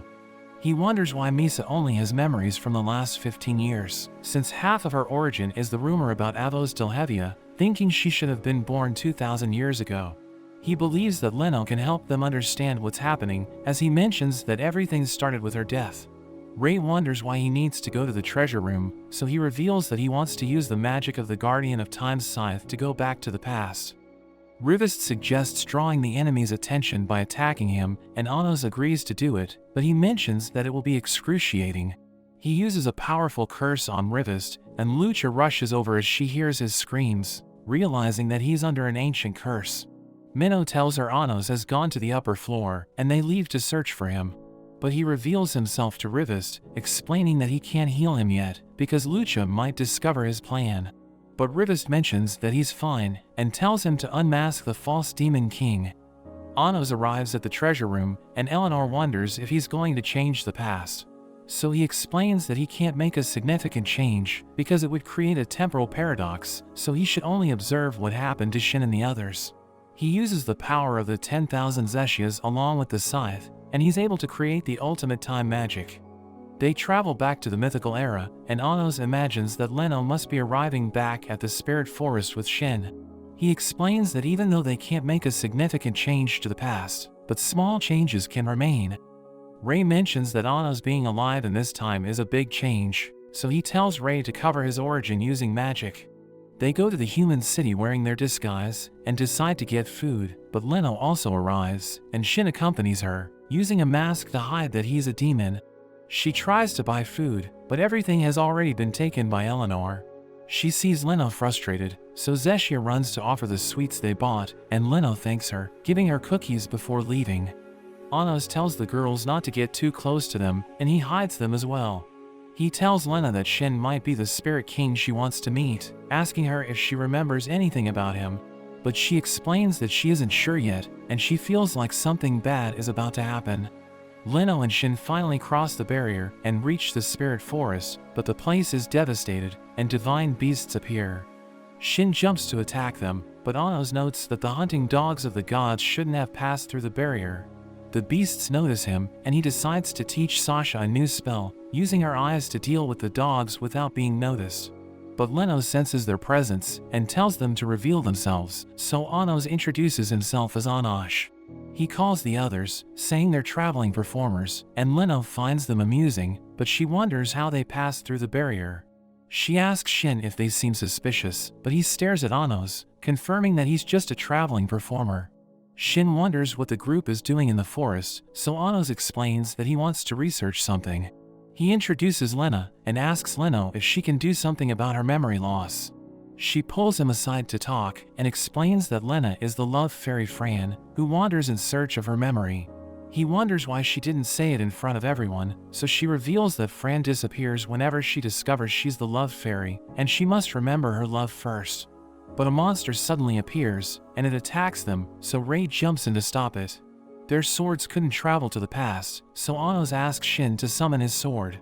He gives the sword to Ray, who cuts the monster, impressing Shin with his skill, and he agrees to lend the sword to him. Leno calls the spirits to heal the forest, and wonders how the divine beasts entered through the barrier. Anos thinks they didn't enter, but were already in the forest before the barrier was built. So she becomes fearful, and wonders if Niscalia is still in the forest, but Shin reassures her that he will protect her. The spirits appear to be worried, and they mention that Grandma is going to disappear, so Leno decides to say goodbye to her. They arrive at the ancient Great Spirit Tree, which greets Anos, and introduces herself as Miglanov, the spirit that grants wisdom in times of war. She decides to give leaves to Anos and his team, to ensure wisdom for battle, but she realizes that he doesn't need one. He asks her why she's going to disappear, so she explains that the war tree must be forgotten when the war ends, so that a new tree with another purpose can emerge.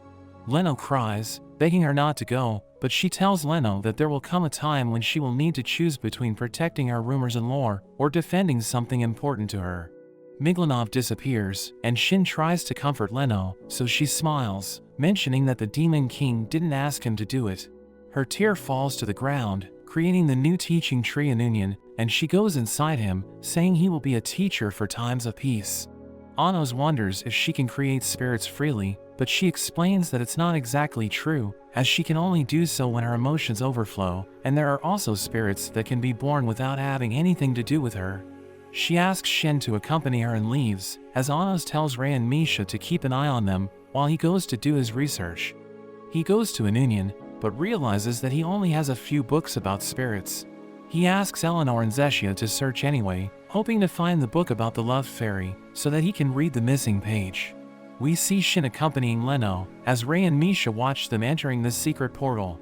Leno shows Shin the tear flowers, which absorb her tears to create new spirits, and she plants it in the soil, before using her tears to water it. She asks him to give it a try, so he starts watering them, but the flowers begin to wilt, and she explains that he must water them with love. She suggests that he think about the love he feels for the Demon King, but he explains that he doesn't know love, saying he only served Anos because he saved his life. The spirits arrive to thank Shin for saving them, and she suggests they play tag. She mentions that he will do whatever they ask if they can escape him, but he catches all the spirits in an instant. She explains that he lost because he didn't capture her, so she starts thinking about what she will ask him to do, but she senses the presence of Erdeme in the forest. They go to meet him, and he reveals that Niscalia sought him out, telling him he wants Leno to be the Matrix to create the child of God, who will defeat Anos when he reincarnates. Shin quickly uses his sword and throws him to the ground, but Erdeme laughs and mentions that he isn't an ally of the gods. He explains that Anos' only flaw is that he has no weaknesses, so no one can be his enemy, and it prevents him from becoming even stronger. Sasha and Anos arrive, as Erdeme wonders if the child of God can be a worthy opponent for Anos. He tells Shin and Leno to stop the child of God from being born, because if they can't stop him with their powers, then he's worthy of being Anos' enemy. Erdeme laughs like a maniac, and Leno thinks he's strange, but Shin sheathes his sword and asks him to take them to Niscalia. They go to a river, but Shin doesn't sense Niscalia's presence. Erdeme explains that he has a way to make him appear, but he pulls out an hourglass and suddenly attacks Leno. Shin wonders what he's doing, so he explains that he's trying to make Niscalia appear, knowing he won't let the mother of the child of God die. Erdeme thinks Shin shouldn't bother protecting the one who will give birth to the child of God, but he stabs him, explaining that his master isn't weak enough to let Leno die just to protect himself. Erdeme falls, but comes back to life laughing, and we learn that he's now fueled by the power of the gods.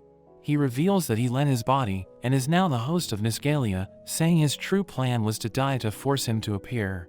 Niscalia suddenly takes control of his body, and asks Shin to kneel before him, but he points his sword at him, so Niscalia summons the divine beasts to attack him, but Shin cuts them down, asking Niscalia what he's trying to accomplish.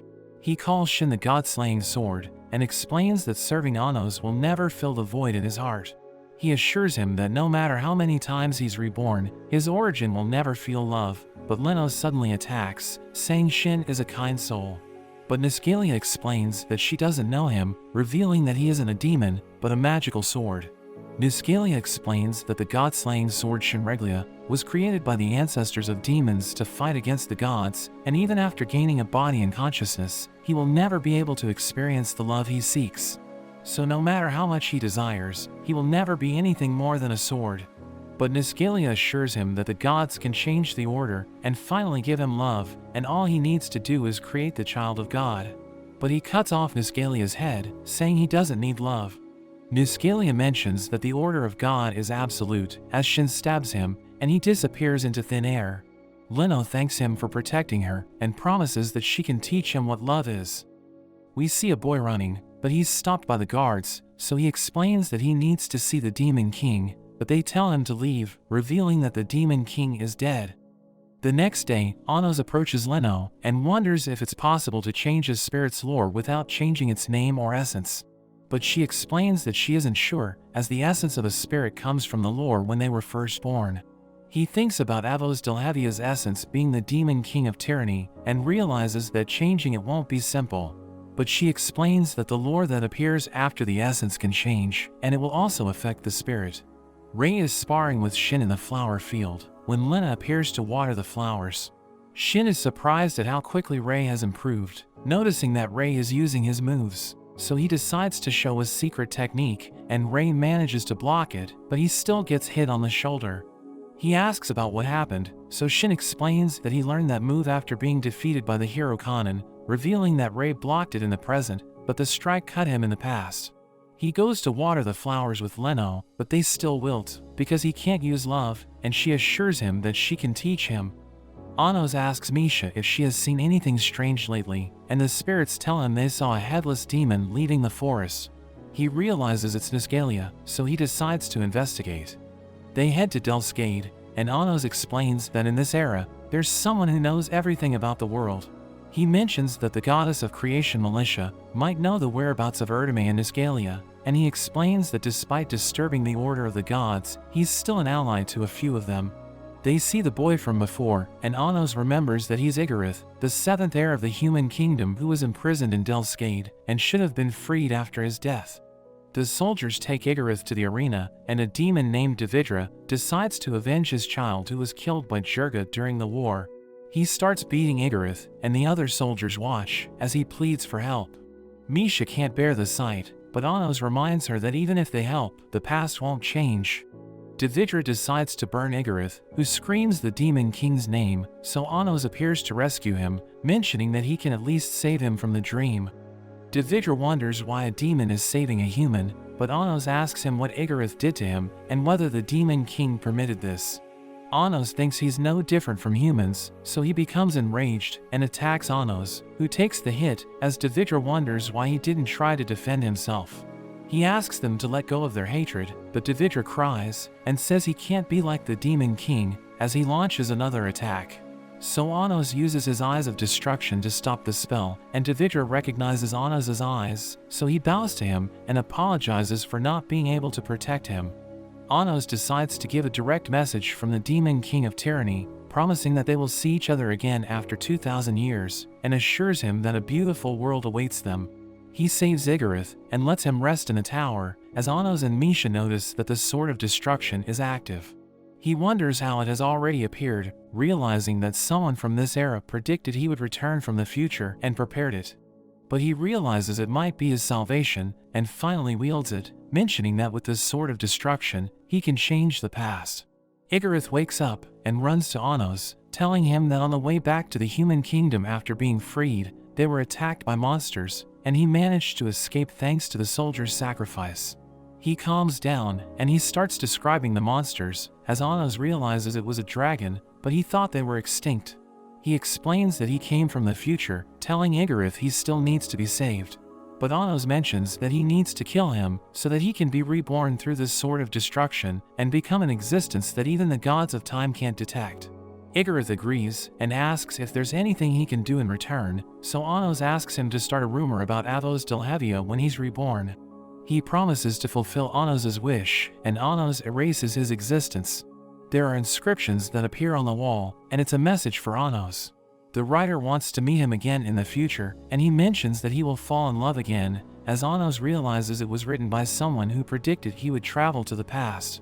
It begins to get dark, and they talk about the goddess of creation Militia. Anos explains that she's a gentle goddess, and the essence of the world she created is her order of affection. So she always responds if a person wishes for something with all his heart, which is why Anos thinks Shin will be able to find love. He remembers the promise he made to her, that if the gods bring about tragedies that can't be undone, he would destroy everything. Misha mentions that the world is at peace in the future, but he thinks it still doesn't seem like enough. They find another inscription at night, and it mentions that Niscalia is in the cemetery of warriors. Misha notes that the person who wrote it knew that Anos would come, and he believes it must be Militia, thinking she's watching over the world. They go to the cemetery, and Anos thinks about all the people he couldn't protect. He's sad that he can't enjoy the future with them, and Misha uses her magic to create a flower field, believing that everyone's feelings are still there. He thanks them for their help, and promises that all of their efforts won't be in vain, because there will be peace in the future. Meanwhile, in a house nearby, Erdame talks to Zeke about Niscalia, saying his essence is still trapped in the spirit forest, and he's almost dead. But Erdame explains that it's all a part of his plan, and he intends to replace Niscalia as the father of the gods. But Zeke thinks he shouldn't underestimate the gods, and reminds him that the magic to steal a god's power is incomplete. but he explains that Delhevius should be able to complete the spell, so he just needs to use it to steal Niscalia's power, and he believes that Kanan will soon meet Leno and Shin. Anos and Misha listen from outside, realizing he plans to make use of Kanan's plan. They go to meet Leno, and Misha seems worried about her, but Anos reminds her that they came to witness her death from the beginning. In the spirit forest, Kanan tries to convince Shin that they should spread rumors about a false demon king to save Anos from the war against humans in 2,000 years.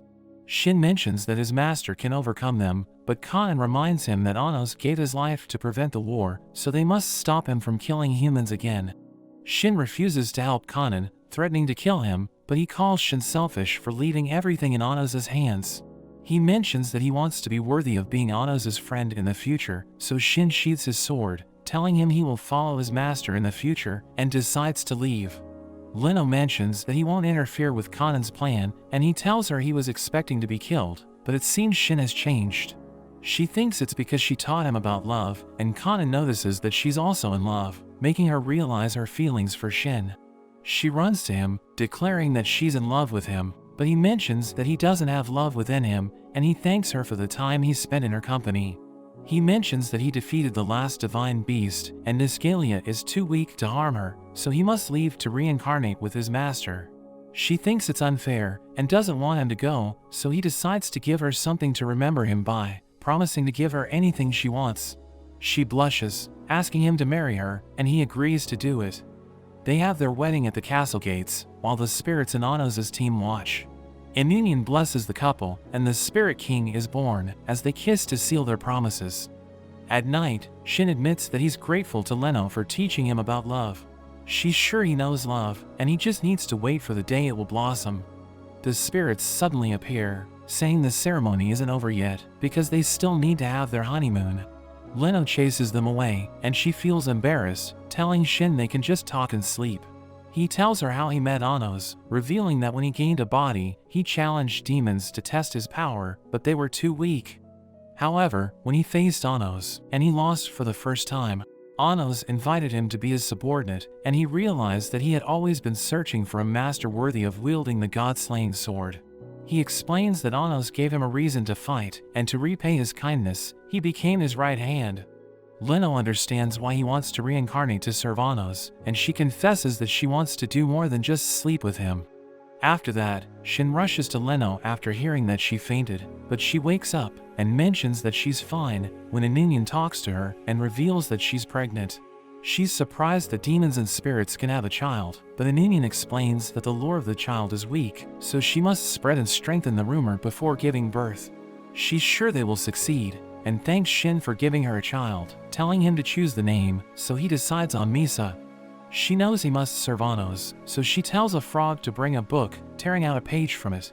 She explains that it's about the love fairy Fran, and it's a spirit's charm, so they can reunite when he reincarnates. He promises not to lose the paper, saying he will return, and he prepares to reincarnate as she waits for him. But Aninian is worried about her, because her lore says she's the mother of spirits, so if she gives birth to a half-demon child, she might disappear. She decides to have the child no matter what, believing that if Shin discovers she's gone, he will cry, and finally realize he loves her, thinking it's worth risking her life to make two miracles happen. But the door to the flower field suddenly closes, and Niscalia appears. He explains that the word of the gods is absolute, and everything happened by divine will, revealing that she and Shin were just a means to fulfill God's order. She refuses to listen to him, but Niscalia shows the lore of Misa, and she discovers that it's the rumor about the false demon king. The spirits go to Shin, and he discovers what's happening, so he runs to rescue Leno. Niscalia declares that the child who will defeat Anos will be born, and forces Leno to give birth. But she realizes that her daughter is too weak to survive, so she creates the spirit of the spring of time, Izisi, ordering it to send the child 2,000 years into the future, where her rumor is stronger. Niscalia mentions that the child will defeat Anos as foretold by the word of God, but Shin silences him with his sword. Niscalia disappears, and Shin goes to check on Leno, who thanks him for protecting her. She apologizes for giving birth to the child of God, and not being able to teach him about love, asking him to be the one to eliminate Misa if she becomes a threat to the world. But he promises to spread the rumors about Avos Delhavia and create a world where she can survive, even if it goes against his master. Leno becomes emotional and thanks him for teaching her about love as a tear falls to the ground. She dies, and Shin creates a memorial in her honor. Anos' group returns to the present, and they mourn as they discover what happened in the past, but Anos mentions that they will recover everything. As they walk through the castle dungeon, a voice warns Anos that the hybrids will be executed unless he goes to the arena alone. The group realizes that it's just a ploy to buy time, so he summons clothes that will allow them to infiltrate the execution site, and Misha also changes her uniform. He asks Eleanor and Zeshia to help with the rescue, while Lena follows him to meet the Spirit King. The hybrid students are gathered in the arena, as Sasha and Misha watches them, and all 7 ancient emperors appear. Melhaze points to the first student to be executed, but a boy named Aramis volunteers to take her place. He reveals that he's a reincarnated being, so he's a greater threat than any ordinary hybrid. Melhaze decides to do as he wishes, and tells a man named Nihid to take him to the execution site, but Aramis is surprised when Nihid whispers something to him. Anos appears to talk to Menno, and she tells him the location of Avos Delhavia and the Spirit King. She notes she couldn't find Nisgalia, but he says it's enough, and sends her to join Eleanor and Zeshia. He thinks the enemies want to divide his team, and also considers that the Spirit King might be Nisgalia in disguise. Lucha detects them, so she attacks, but Ray manages to pierce her, and she wonders why he's using Shin's sword. Anos takes care of the soldiers, and he tells Ray they should split up. Anos meets with the Spirit King, but it turns out to be Misa, and he isn't surprised, revealing that Ray is also with him. Ray explains that he divided his origins so he could accompany Anos, but Avos mentions that it doesn't matter what they do because she has the advantage. She reveals that she has taken Aramis as a hostage, and she explains that he's the reincarnation of Igarith. But Anos smiles, knowing she just wants to buy time to seize his sword. Sasha and Misha think of a plan, and they need to take care of the ancient emperors to rescue Aramis. Nihid asks for his last words, so he mentions that the true Demon King is Anos Voldigode, and Avos Delhavia is a fraud. Nihid prepares to execute him, but he reveals he agrees with him, and he attacks the 7 elders, setting him free. Melhaze asks Nihid what he's doing, but he reveals that his real name is Davidra, and he serves no one but Anos, asking Melhaze if a brainwashing spell is enough to change his loyalty. He feels a headache, but he orders Gaius to execute all the students. So he prepares to attack, but is surprised by a student who reveals that she's a reincarnated being, and she has also awakened her memories. More students appear, and they attack the elders, as Melhaze casts a spell on Davidra. But he's saved by Igarith, who asks Davidra why he saved him, so he explains that he left his hatred in the past for his master. Melhaze tries to retaliate, but Sasha and Misha summon the Ice Delskade, and they use its power to turn the elders into ice cats. Anos tells Avos that the situation is slipping out of her control, but she tells him not to get excited over winning a single round, revealing that she has taken more students as hostages. She knows that only Eleanor, Zeshia and Menno haven't appeared, but they can't save all the students because they're in 5 different places. Anos wonders if she knows why so many people recovered their memories at the same time, prompting Davidra to explain that the keyword is Anashpoltikol.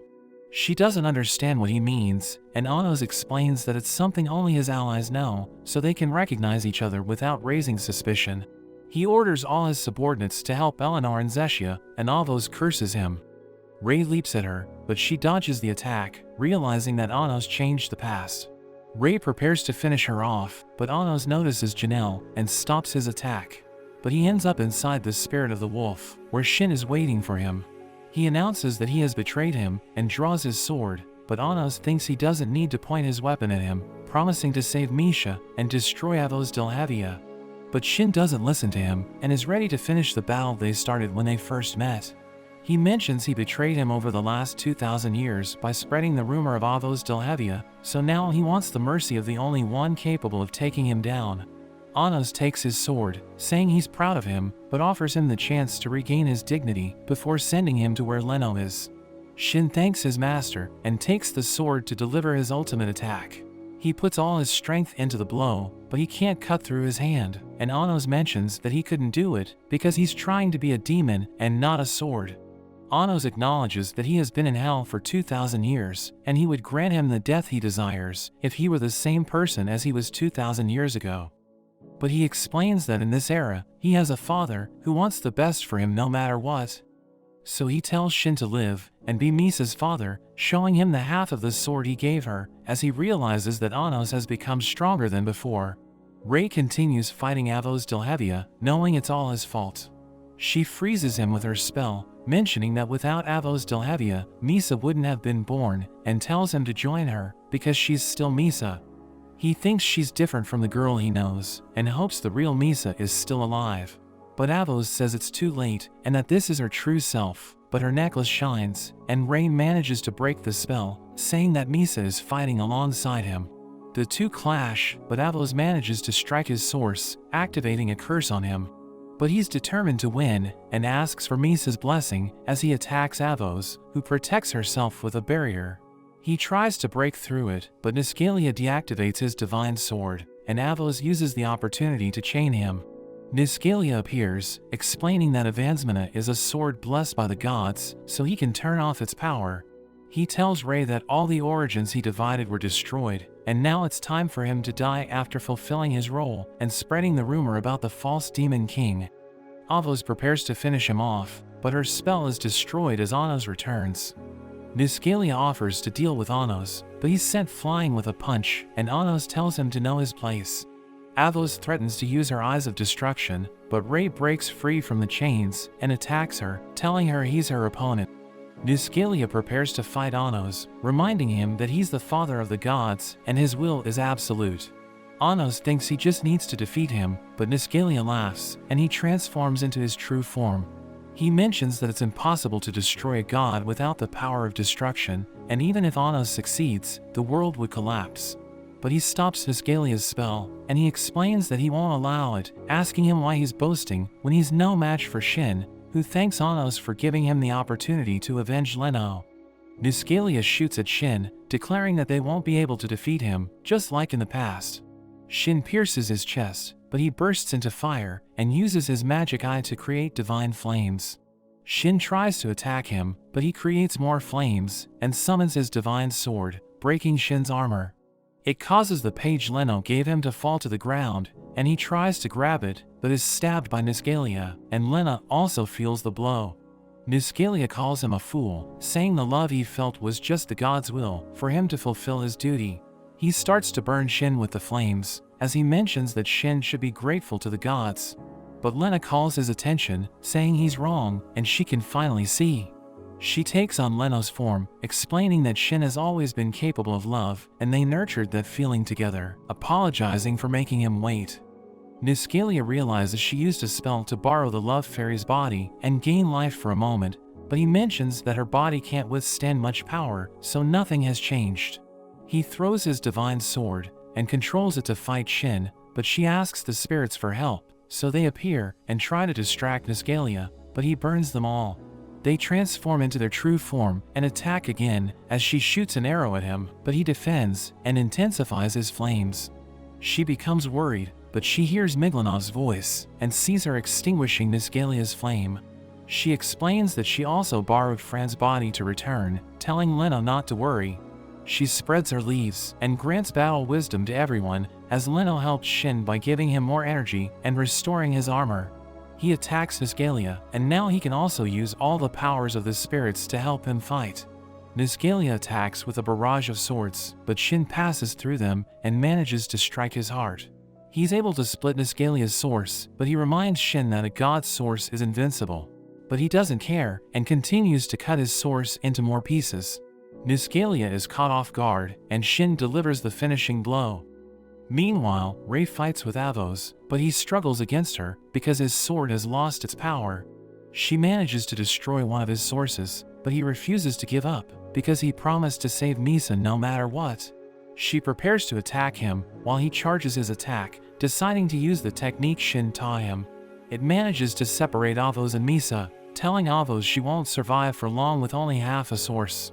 She mentions that Misa is also going to die, but she explains that her dream is to create a world where hybrids and royals can coexist, and she won't let a false demon king destroy her dream, remembering everyone who helped her. Avos calls her a fool, and she casts her Geo Graze, but Rei cuts through it, slicing her in half. But her spell is completed, and she manages to wield the Sword of Destruction at the last second. Rei tries to attack her from behind, but she cuts him, and she turns to Misa, but she's saved by Anos, along with Shin and Leno. Avos laughs, and tells him he's too late, because the sword that makes her the Demon King is in her hands. She declares that she's now the true king of tyranny, and that he has lost everything, but he challenges her to try, and the two use their demonic eyes to cast spells at each other, causing massive explosions.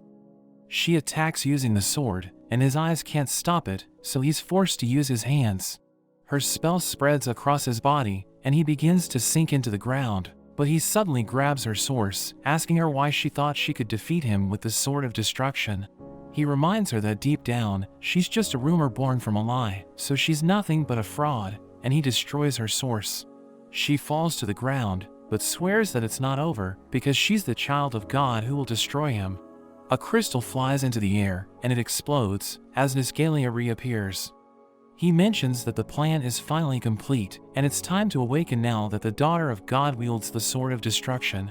She suddenly pierces herself with it, and the entire city begins to tremble. He mentions how Anos turned the god of destruction's body into Delskade, and concentrated her powers to create the sword. But now the Order of Destruction will finally regain its original meaning, and all the power and destruction that has been contained for thousands of years will be spread. Nisgalia summons the god of destruction to destroy Anos and all other life, and the son of destruction appears in the sky. He declares that it's the era of the gods, but Anos asks him why he blames others for the tragedies of 2,000 years ago. He explains that gods have no will or soul, so tragedy can only be brought about by foolish life forms, and the god of destruction can destroy anything, so it's capable of defeating Anos. But he thinks it's just a natural law that the gods themselves decided, so he refuses to accept it, revealing that even the Order fears him. Nisgalia mentions that gods fear nothing, but he suddenly freezes, and he asks what Anos did to him. So he explains that it's fear, and Nisgalia becomes desperate, reminding Anos that if he kills him, the world will fall into ruin. Anos asks him why he fears his own destruction if gods have no will or fear, and he challenges him to smile, saying he'll agree that Nisgalia is the Order if he can do it. But if he's too afraid to smile, it means he has a will, and the gods aren't the Order. He manages to laugh, but Anos reveals that it only shows he doesn't want to die, so he realizes he's been manipulated by him, and tries to attack. But Anos grabs Erdeme's source, and he suggests they make a pact, offering to do whatever Erdeme wants if he agrees not to disobey him. So he starts laughing, and agrees to the Zect pact. But Anos reveals that he transferred all of Nisgalia's power to Erdeme, leaving Nisgalia in shock, as he claims that the power of the gods is absolute, so Anos can't give it to a demon. But Anos calls him a fool, because he didn't realize that Erdeme perfected a technique over 2,000 years to steal his divine power. He analyzed the spell while fighting Shin, so all he had to do was complete it. Nisgalia thinks it's impossible, but Anos explains that now the world will be fine, and suggests turning him into an insect forever. He declares that the word of God is absolute, but Anos separates his source, and turns him into an insect. Erdeme returns, congratulating Anos for completing his spells so quickly, and taking a god's power, recognizing him as the strongest being, while crushing Nisgalia, causing the sun to disappear and bring things to an end. Misa wakes up, and finally meets her mother, but Leno can't stay with her for much longer. She begins to disappear, as she thanks Shin for giving her a happy life, so he cries, and confesses that he loves her. Misa is devastated, and blames her birth for her mother's death, but Anos appears, and says it's not true, revealing that Leno didn't disappear. But he decides to save her first, and asks Rei to kill her using the divine sword, just as the lore mentions. He doesn't have time to explain, but they trust him, so Rei uses his sword to destroy Misa's source. Anos confesses that it isn't possible to separate Misa from Avos Delhevia, so she needs to transform into another type of spirit. Rei doesn't understand what he means, so he explains that they just need to create the continuation of the lore. He reveals that it was already done thanks to Igarith, who told the humans that the Demon King destroyed by Avansmana will be reincarnated as the spirit Misa, complete in her original form. He also puts his power into Leno's Tearflower. revealing that now that Avos Delhevia has become a complete spirit thanks to the new rumor, Leno never turned her back on her own lore as the mother of spirits. So she awakens with Misa, and they're overjoyed to be together. After that, the coronation ceremony is about to take place, and Misa is set to appear as the false demon king, but is too nervous. Anos notices that Shin hasn't talked to her much, and he confesses that he doesn't know what to say, so Anos tells him to comfort her. So he goes up to her, calling her brave, and he reveals that he has been watching her all this time, so he knows she's strong and kind, and he's sure she will be able to do it. She becomes emotional hearing this, and thanks her father, as the others watch them. Anos appears before the crowd, and explains everything that happened 2,000 years ago. He mentions that it all ends now, showing the great hero Kanan, the king and queen of spirits, and also the great spirit that was born from the rumors about Avos Delhevia. He declares that everyone born in Delskate is equal, and the blade of hatred is no longer needed. They present themselves to the crowd, as he announces that if anyone faces a tragedy impossible to overcome, they can come to him for help, promising to destroy anything that threatens the country. We see the fan club singing the song dedicated to him, and everyone celebrates the peace, finally recognizing him as the true demon king of tyranny. In a flashback, we see Anos making his way to the moon of creation, where he sees Militia, and he tells her he wants to destroy the moon, but she thinks it's impossible, asking him why he wants to do it. So he tells her it's because the moon keeps giving birth to new life, only for the son of destruction to kill them, saying that mortals aren't toys for the gods to play with. But she tells him it's the law of the world, saying the world will end if he tries to change it. But he doesn't care, because the world is torturing everyone, so he won't obey the laws even if it leads to the end of the world. She mentions that the world is cruel, and she disappears, as the cycle repeats itself.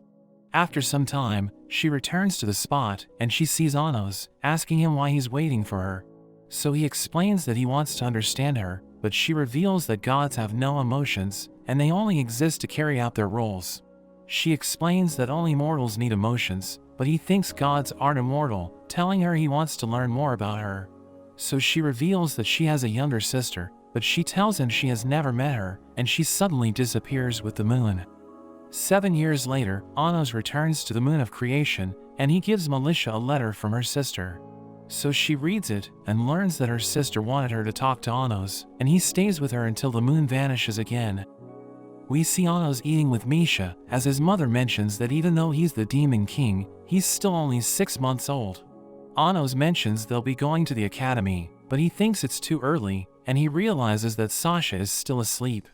So they go to her room, and Anos tells her to wake up, but she thinks she's dreaming, telling him she won't get up unless he holds her. So he teleports her into his arms, which makes her turn red, and Misha mentions that she's sad, because Anos can't go to class anymore, since everyone knows he's the Demon King, but he tells her he made preparations. We see Erdeme introducing Anash Poltikol as a transfer student, and his classmates find him suspicious, because they think he's too young to pass the transfer exam.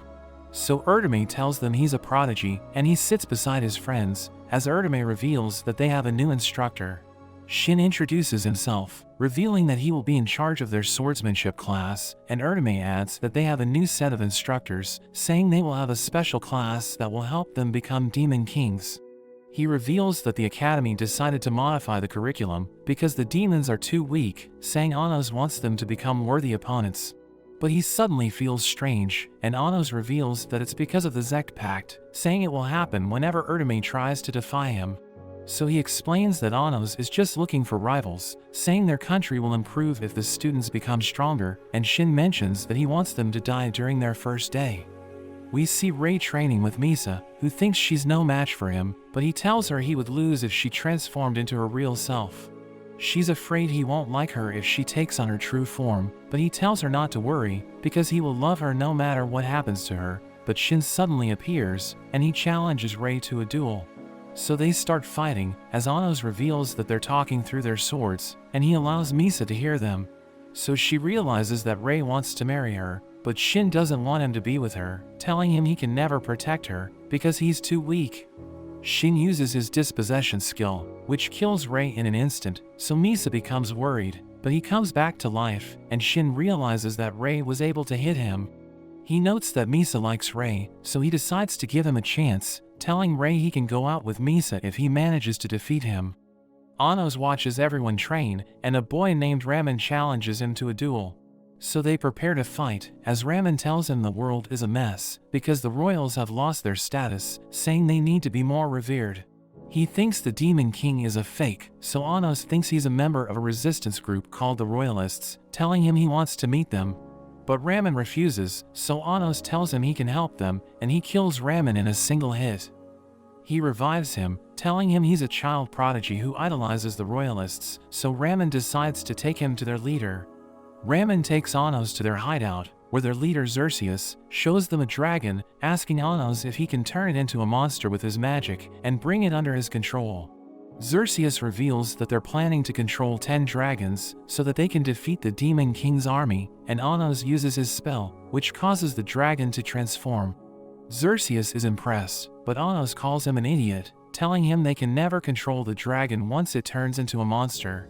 It starts attacking everyone, but Anos destroys it in an instant, telling him that even 10 dragons would be no match for the Demon King's army.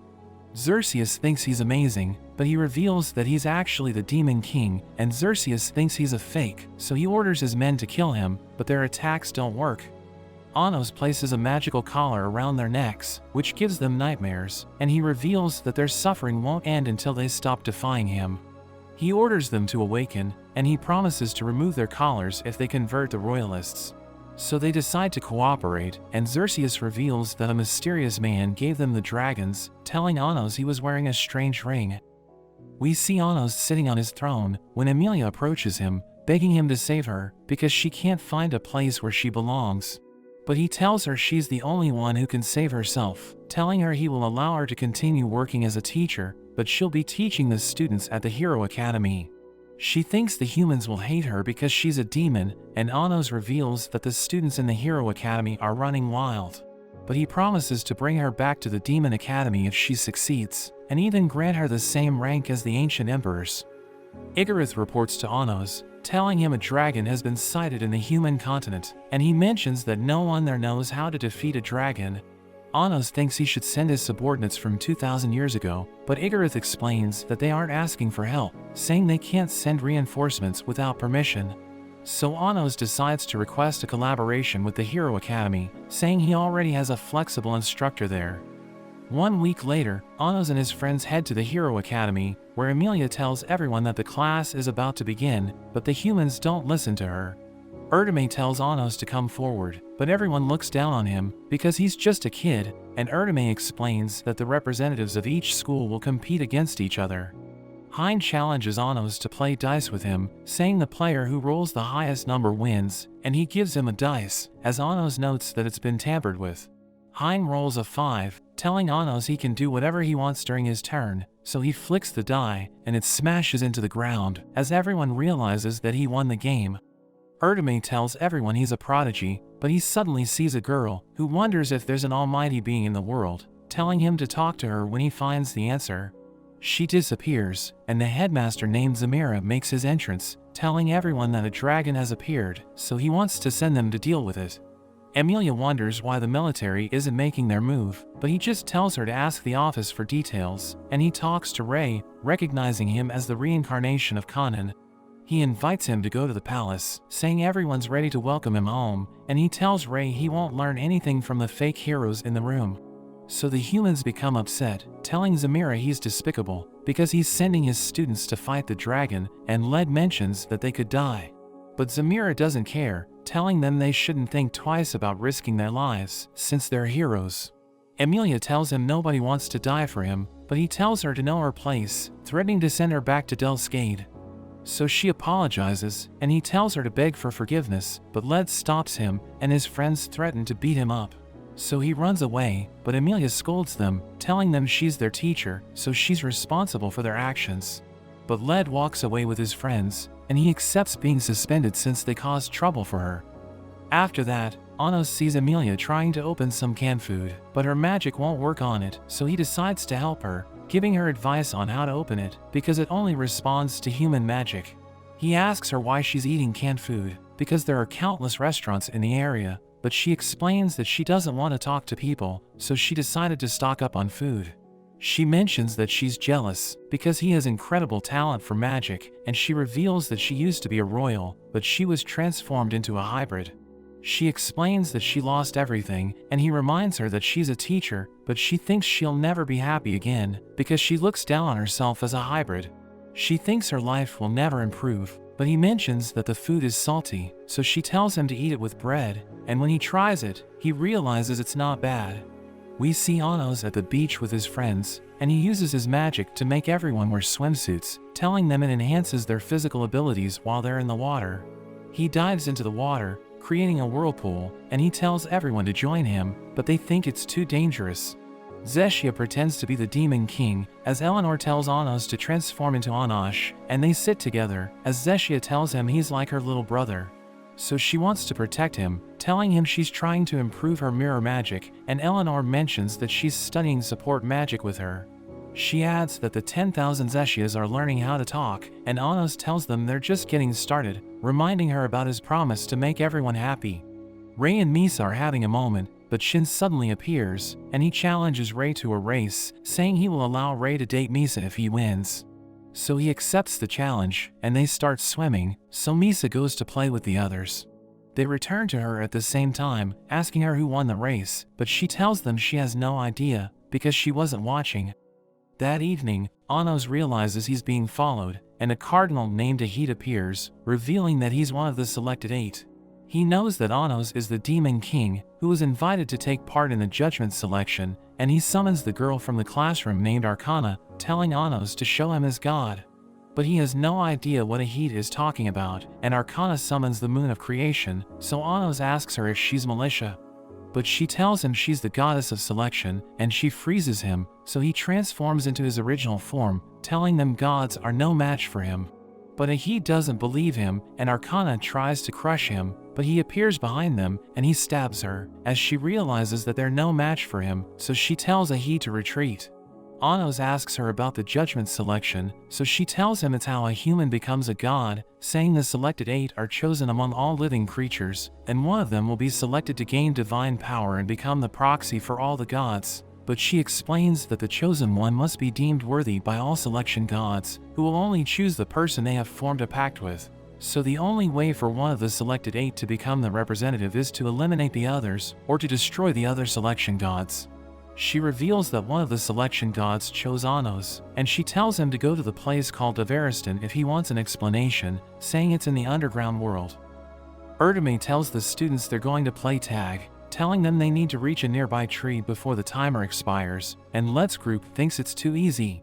The game begins, and they run to the tree, but a dragon suddenly appears, blowing them away.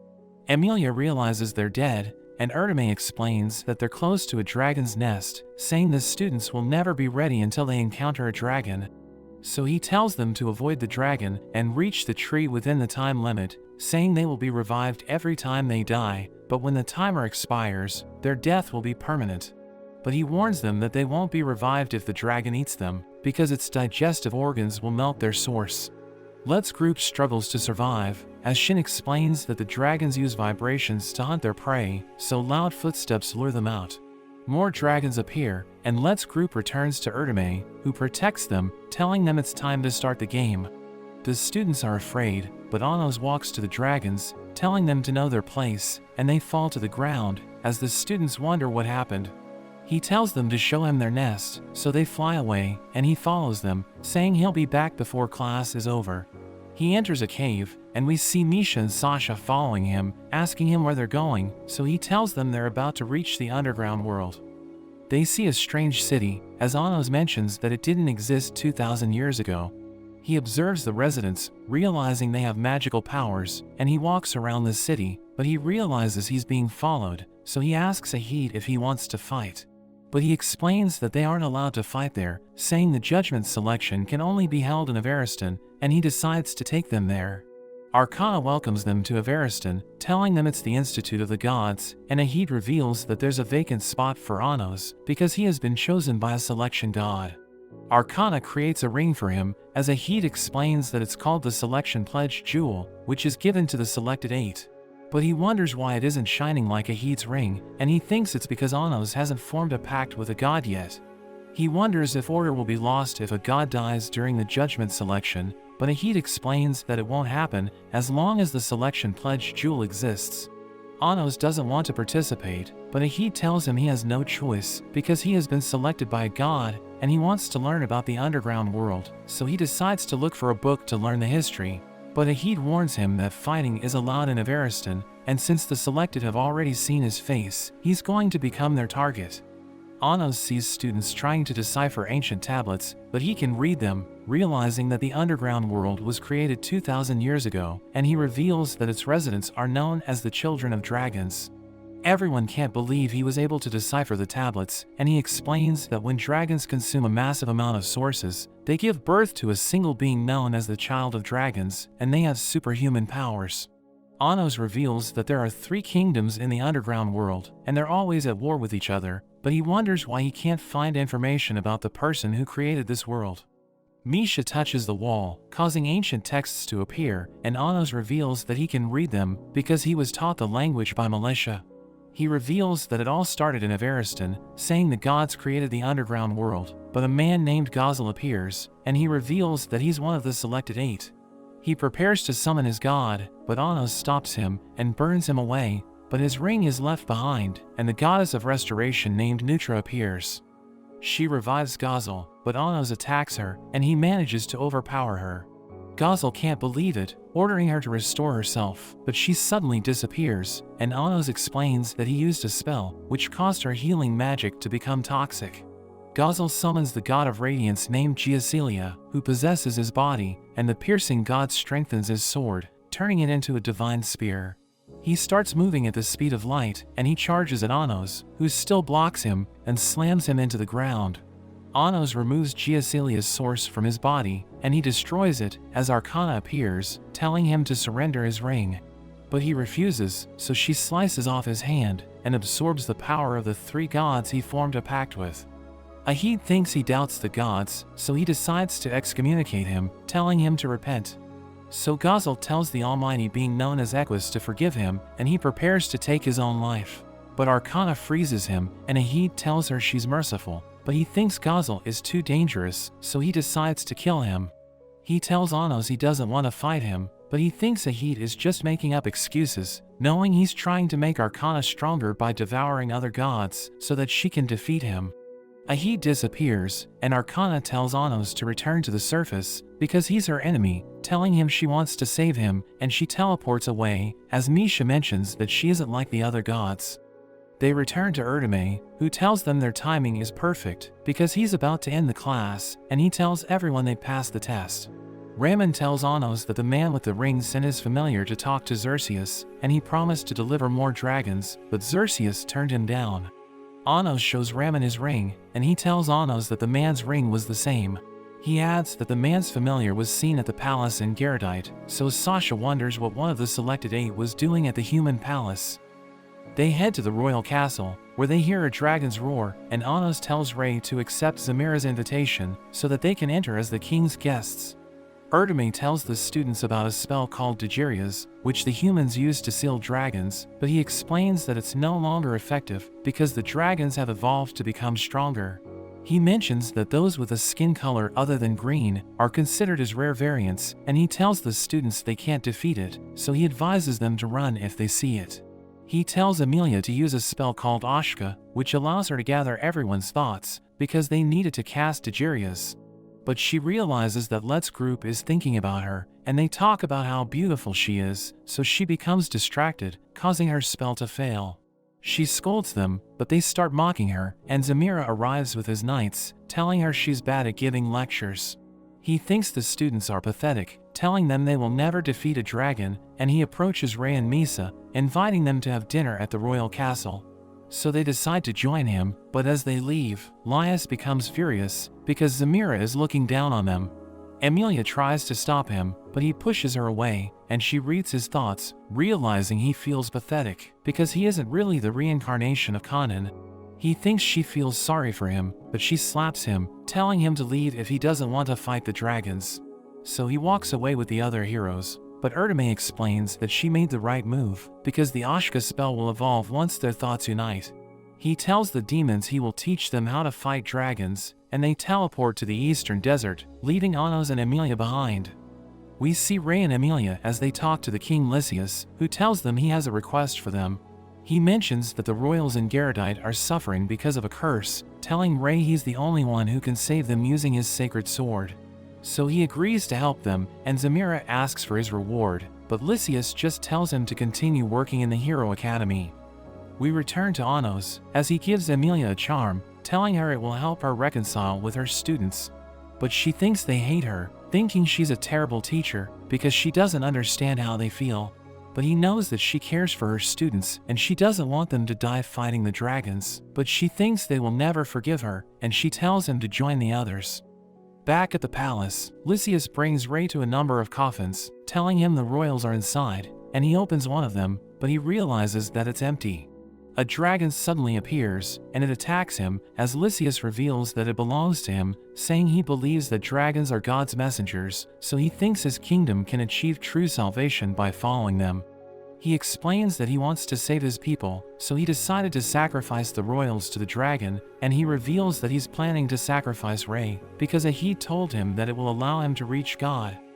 We see him wearing a pledged jewel, and he summons the god of emotions named Enes, who starts messing with Misa's mind. Lysias tells Ray to use his sacred sword, or Enes will take control of her body, but he refuses, because he knows she won't lose. So Lysias orders her to strangle him, and she walks to him, but she reveals that she's still in control. Lysias can't believe it, wondering how she was able to reject a god's command, so Ray explains that nobody can steal her heart and mind, because they already belong to him. We see Emilia walking around the academy, when the windows suddenly shatter, and she realizes that a red dragon is attacking them. The students have been knocked down, but Let's Group fights on, and the dragon prepares to finish them, but Emilia protects them, telling everyone to escape. But Laius explains that they can't call themselves heroes if they retreat, and Let thinks about using a self-destruct spell, but she attacks them, threatening to kill them herself if they don't listen. The dragon chases after her, and it's about to eat her, as she recalls that she has always been a nobody, who always ran away from her problems. She thinks the Hero Academy is hopeless, because the students are just like her, but she still wants them to achieve their full potential. She thinks it's over for her, but the boys suddenly arrive to help her. She tells them they don't need to sacrifice themselves to save her, thinking they must hate her, but they tell her she's a great teacher, because she takes responsibility for their actions. They think they don't deserve her, because they're terrible students, but they tell her they won't abandon her. Led thinks they should use Tajirias, revealing that he's now converting everyone's thoughts into mana, and he tells her to unite them. So she grabs onto his hand, and her charm activates, as everyone's powers flow through her body. She dives into the dragon's mouth, as Led escapes with the others, and she uses Tajirias, which binds the dragon's heart, and causes it to explode. The dragon crashes to the ground, and the boys arrive to save her, telling her they don't want her to die, and she promises to never leave them behind. Erdeme arrives with the demons, and he's impressed that they were able to defeat a rare variant. But Zamira tells them a horde of dragons is about to attack the kingdom, and he tells them to serve as the nation's shield. So Anos uses a spell, which causes him to disappear with his knights, and he explains that he turned them into a shield, reminding everyone that the royal family used to fight the dragons. The boys think they need to come up with a plan, because they want to defend the kingdom, and Emilia mentions that the Hero Academy will deal with the dragons. Erdeme asks her if they need help, but she explains that they need to do it themselves, because their pride is on the line, and Anos tells Eleanor and Zeshia to help them. Emilia tells her students about her plan, telling them there used to be an ancient waterway that delivered water to the front lines. Her plan is to pour holy water into it, so that they can use it to travel and fight the dragons on the plains. Hind strikes the ground, causing water to flow into the waterway, and they start swimming, as Eleanor and Zeshia appear behind Emilia. They make her wear the swimsuit Anos made for them, telling her it will help her swim faster, and they reach the plains, where she tells her students to create a holy area. She reminds Hind that he's their trump card, and he strikes the ground, causing a pattern to appear. As they wait for the dragons, she tells them about her story, telling them she used to be a royal, but the demon king of tyranny turned her into a hybrid. But she tells them she will fight by their side, because she wants to protect them, and the dragons appear, so the students start blasting them with their magic. We return to Lysias, as he mentions that Misa is about to lose her soul, so he tells Rei to save her with his sacred sword, but he refuses to cooperate, because he's confident that she won't lose. But Ines enters her body, as Lysias tells Rei that she has already lost her soul, and she asks him if he still loves her. We see Zeshia and Eleanor fighting the dragons, realizing there's too many of them, and Led summons his sacred sword, and he uses it to protect everyone. Eleanor uses her support magic, which causes magic orbs to appear, and she tells everyone it will boost their stats, but she warns them that once the effect wears off, their powers will be cut in half. Laius decides to use it, and he manages to defeat a dragon, but another one breaks through their barrier, and it's about to eat Emilia. So Led pushes her away, but she realizes that he's about to get eaten, so she becomes angry. We see Anos' group in the underground world, where he interrogates a man, asking him if he released the dragons. But he refuses to answer Anos' questions, so he uses his magic collar to torture him, telling him he will continue to have nightmares until he answers his question. So he reveals that he's one of the Holy Knights, who are working for Ahid, and he mentions that their goal is to have the dragons eat the humans, so that they can become children of dragons. Anos kills him, but his companions appear, so Anos tells Sasha and Misha to deal with them. He leaves to find Ahid, as Sasha and Misha use Dinojexes, and they transform into a single being. One of the knights attack her, but she uses her demonic eyes to freeze him, and the other knights think she's the goddess of absurdity, but she tells them they're mistaken, because she isn't a god. Emilia manages to save Led, and Hein tells her he's almost done, but a dragon suddenly attacks him, and it starts freezing everything with its ice breath. So Zeshia uses her mirror magic, which causes countless swords to appear, and she launches them at the dragon. Eleanor summons an energy ball, and she combines it with Zeshia's magic, causing it to become massive, and it destroys the dragon in an instant. But more dragons appear, and one of them freezes Hein, so Emilia tries to save him, but it blows her away. Laius tries to melt the ice, but he ends up getting frozen, and Hein recalls how he lost Rei, thinking there's nothing special about him. But he activates his sacred sword, begging it to move, because he wants to save everyone. He loses his arm, but he manages to use his skill, which causes the ground to split open, and the water flows into the pattern he made, but he's eaten by the dragon. Emilia refuses to let his sacrifice go to waste, and she uses Tajiria's, which causes the pattern to start glowing, and the dragons fall to the ground, as everyone realizes the fight is over. Anos sees Ahid in Avariston, asking him if it was his decision to invade the human continent, but he explains that Lysias wanted him to save the humans, saying everything's happening according to Equus's plan. He reveals that he is the Oracle, and he mentions that he just received a divine message, saying Rei and Misa will die, and a dragon will appear to destroy the humans. But Anos explains that he doesn't believe in an almighty god who can control everything that happens, because he thinks people can change their destiny. He wants to expose Ahid as a fraud, and he shows him what's happening to Rei, who tells Misa he will love her no matter what happens to her, saying her true form is beautiful. She helps him break free, saying she was able to control Ines, and Lysias can't believe it, as she introduces herself as Avos Delhevia. The dragon eats him, but he manages to control it, saying he will destroy the humans, and his daughter appears, begging Rei to save her. So he decides to use Avansmana, and Misa thinks it's a trap, but he doesn't care, and he tries to save the girl. But she takes his sword away, and Lysias starts using it, saying it's now stronger than ever before. He attacks Rei, but Misa supports him, saying their love is stronger than the sacred sword, and they easily overpower him. They deliver the finishing blow, causing him to explode, and Anos tells Ahid he can't defeat Rei like that. But he tells Anos he's about to be punished for going against the Almighty, revealing that Arcana is about to destroy his country. She summons the Moon of Creation, but Anos asks her if she really wants to kill everyone, and Ahid thinks he's asking for mercy, but he pushes him away, telling her to answer his question.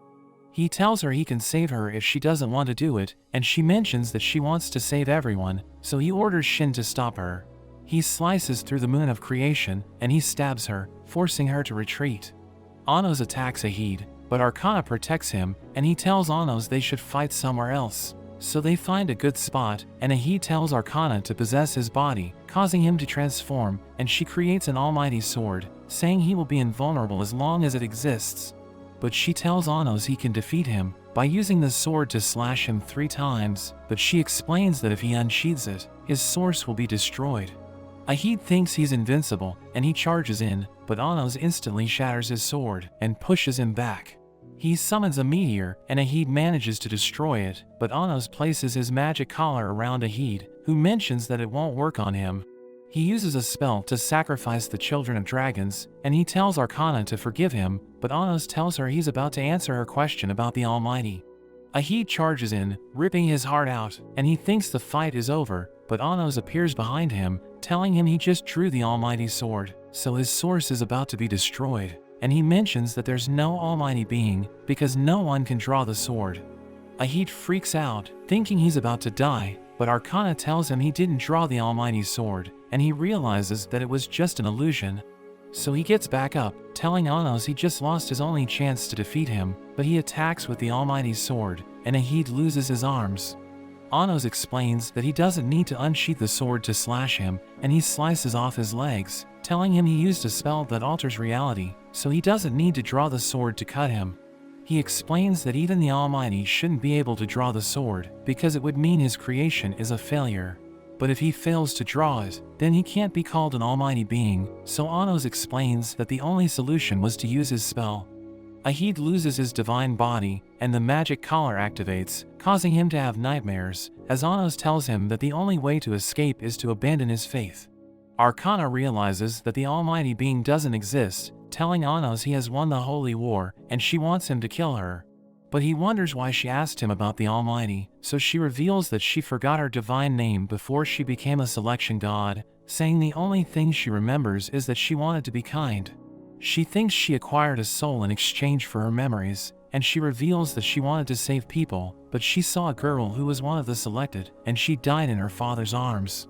So he told Arcana he wanted to get revenge, but she explained that she could bring his daughter back, and she used the Moon of Creation to create a copy of her. But he realized that his daughter was a fake, so he took his own life, and Arcana blames herself for what happened, realizing she made a mistake. She mentions that even the gods can't save everyone, because they aren't almighty, and she thinks Anos deserves to be God's proxy. She admits defeat, and she prepares to take her own life, but Ahid starts laughing, and his body regenerates. Anos thinks he has abandoned his faith, but he mentions that the gods never abandoned him, saying he was able to come up with a trick to escape his nightmares. He tells Arcana it's time to leave, but she refuses to go with him, saying she chose him because she wanted to save him, but she realized that she made a mistake, saying Anos is more worthy than him. She tells him to revert to being a follower, so he goes nuts, thinking he wasn't able to escape his nightmare, and he tells her he never believed in the gods. He's teleported away, and Anos mentions that he's hopeless, but he tells Arcana she's a kind god. She thinks she deserves to be punished for her mistakes, saying she's unforgivable, but he forgives her, telling her she can still atone for her sins, and he asks her how she plans to make amends. So she explains that she wants to get rid of the judgment selections, because it brings chaos to the people, telling Anos she wants to work with him to achieve her goal, so she decides to make a pact with him. Anos returns to the Hero Academy, where he talks to Emilia, telling her she did an excellent job, because she helped the students regain their pride by defeating the dragons. He decides to reward her by giving her a rank equal to the ancient emperors, but the boys appear, telling her she's the greatest teacher they've ever had, and they beg her not to leave them. So she tells Anos she isn't worthy of his reward, saying she wants to stay there to teach her students. But Zamira arrives, threatening to execute her for treason, because she's bowing down to the Demon King. He mentions that he's now the king of the country, because he's the only one with the right to the throne, but his knights suddenly arrest him for treason. Arcana reveals that he was working with Ahid, who told Lysias to use the dragons to destroy the humans, and she adds that Zamira was planning to kill Lysias, because he wanted to become king. Anos mentions that everyone already knows about it, because he aired the evidence on the magic broadcast, so the nobles are now against the royal family.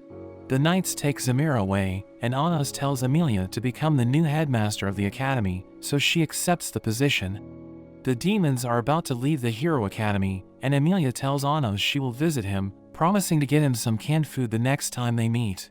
He returns to his home with Arcana, and his father is surprised he has another girl, so Anos explains that he stole her from her previous owner, telling them she'll be staying with them. We see a girl running away from a dragon when Anos arrives to save her, and she recognizes him as her brother. She thanks him for saving her, telling him they should head to a village, which is protected by a magic barrier. But he tells her it will never protect them from the dragons, revealing that they're following him, so they need to keep moving. He tells her she's the only family he has left, and he takes her to their home, but he suddenly calls her Arcana. As Anos wakes up, he realizes Arcana slipped into his bed while he was sleeping, and Sasha arrives with Misha, but they wonder what Arcana is doing there. So she explains that she tried to bring back his lost memories, saying she can use the order of the God of Memories and the God of Dreams. But Sasha asks her why she isn't wearing clothes, so she explains that she needed to touch him without discrimination, because it allows her to use her powers better. Anos asks her if his dream was about his past, telling her he was living with his younger sister in his dream. He explains that he doesn't know his parents during his previous life, and he mentions that his mother died after she gave birth to him. He thinks it's possible he isn't related to his younger sister, but he mentions that he has no memory of her, wondering if it's a coincidence that her name is also Arcana. He reminds Sasha and Misha that the knights called them the goddess of absurdity, and Arcana recognizes her, saying she was the first god to oppose the other gods. Anos thinks Arcana might recognize her if she sees her, so he orders Sasha and Misha to transform, and they show her their demonic eyes. She mentions that they look familiar, thinking she already met them during her previous life, and Anos decides to name them Aisha. Arcana thinks the goddess of absurdity was reincarnated as a demon, but she was split into two because of Dino-Jexes. Aisha mentions that she has no memory of her previous life, and Anos thinks they already met 2,000 years ago, but he believes someone must have stolen their memories. Arcana mentions that there's a god who also controls dreams, and he's known as the god of vestiges. She thinks he's in the kingdom of the dragon god, so Anos thinks they should go there, telling her they will also destroy the judgment selection. She reveals that it exists because of the order of judgment, so Aisha thinks they just need to destroy the selection gods, but Arcana mentions that no one has ever seen them. She reveals that the people in the underground world believe Equus created the order of judgment, but there's no evidence that he exists. Aisha thinks he must be an omnipotent being, thinking he must be able to control the world, but Anos tells her it shouldn't be a problem, saying they just need to destroy the world. After that, Erdeme tells his students that the Demon King is about to give a lecture, and Anos appears before them. But the royals think they're in trouble, because they mocked him while he was their classmate, and he mentions that he remembers everyone, so they think he's going to make them suffer. But he tells them about the underground world, saying the children of dragons were behind the invasion. So he wants to go to their country, but he knows it will be dangerous, so he won't force anyone to go. The girls talk about the dragons, knowing they aren't strong enough to defeat them, but they think the trip will be fun, so they decide to participate. Anos mentions that they'll be leaving tomorrow, but he promises to help everyone get stronger before the mission. They head to an open field, where Anos uses a spell called Adonica, which creates a clone of each student. He explains that their clones are a manifestation of their potential, and he mentions that it's usually impossible to reproduce their minds. But he destroys the law that prevents him from doing it, and Raman's clone calls him an idiot, before using a spell to burn him. But Anos revives him, telling him he needs to learn how to use the resurrection spell. A girl named Naya thinks she lacks talent, because there's nothing special about her clone. But Erdeme tells her he believes in her, thinking she has extraordinary powers that nobody can see, and he shows her his wand of wisdom, saying he will teach her how to use it. Anos' friends wonder why they don't have clones, so he tells them it's because they're on another level, and he summons Arcana, telling Misha and Sasha to train with her. He orders Eleanor to train with Zeshia, and he tells Ray and Misa that their love spell is strong, but he thinks they still need to polish it, saying they need to fight someone who can also use it. Shin appears, and he helps Anos activate his love spell, revealing that they don't need to be lovers to use it. Misa tells Ray she wants him to win, and he starts fighting Shin, telling him he wants to talk to him about his daughter. But Shin refuses to listen, and he delivers a devastating blow, which destroys 4 of Ray's sources. Anos explains that there are times when love is so extreme that it turns into hate, saying Shin feels it as a parent, because he doesn't want Misa to end up with Ray. He realizes that he can't defeat Shin alone, so he asks for Misa's help, and she takes on her true form, telling her father to listen to Ray. They combine their powers, and they use their love spell, as Shin blocks it and tells them their love isn't real. But Misa calls her mother, so he becomes distracted, and he starts to get overpowered, but Anos saves him, as they realize that his love spell is on another level. He explains that it's because of his love for his friends, and Shin notes that he loves Anos as his master. Rei and Misa struggle against them, as Anos explains that their love is flawed, because they both find love embarrassing, telling them they can't be afraid to show it. Anos and Shin combine their powers, and they blast Rei and Misa, causing a massive explosion, and Anos tells them that love is stronger when it's exposed. That evening, Anos tells everyone they're heading to the underground world, but the students wonder why Anos is missing. So he tells them Anos is with them, but they can't see him because he's practicing concealment magic, and he introduces them to Arcana, saying she will serve as their guide. She uses a spell to freeze the ground, and when it shatters, it creates an entrance to the underground world. She summons dragons, which everyone uses to travel, and she mentions that they're about to reach the kingdom of Giordal. Sasha thinks Giordal is hostile, but Anos explains that Ahid was the only one who planned the invasion, and Arcana reveals that he stole the royal dragon he gave to the human king. But she mentions that Giordal's Pope Gorona is one of the selected 8, so he's considered as Anos' enemy, and she thinks he can lead them to the god of vestiges. Everyone hears a voice singing, and Arcana reveals that it's the divine dragons, saying their voice echoes across the country, but no one can see them except the Pope and the gods he made pacts with. They reach the capital of Giordal, but there's suddenly an earthquake, and they realize that the canopy is falling. Arcana reveals that it's not the first time it's happened, so Anos thinks it could lead to the destruction of the underground world, but she explains that there's an invisible pillar holding up the canopy. She reveals that the Church of Giordal rules the country, and they realize that it's where the voice is coming from. Erdeme knocks on the door, and he tells the priest that he wants to join his religion with Naya, so the priest warns them that the training will be intense. He asks them if they will choose a path of peace or a path of thorns, and they both choose the latter, so he allows them to enter. Anos and his friends also knock on the door, and he mentions that they want to join the religion, saying they will choose a path of thorns. So the priest allows them to enter, and they meet Erdeme, who mentions that Anos is the demon king, but the priest doesn't recognize him. He starts the joining ceremony, and he shows them the divine pyre, saying they must take the pledged jewel without getting burned, and cast a spell called Litel to summon a dragon. He mentions that almost everyone fails during their first baptism, but Anos and his friends easily complete the task, summoning multiple dragons, and they realize that Anos' dragon is ridiculously massive. Naya summons a baby dragon, but it eats the others, and its color changes, so the priest is shocked, saying this has never happened before.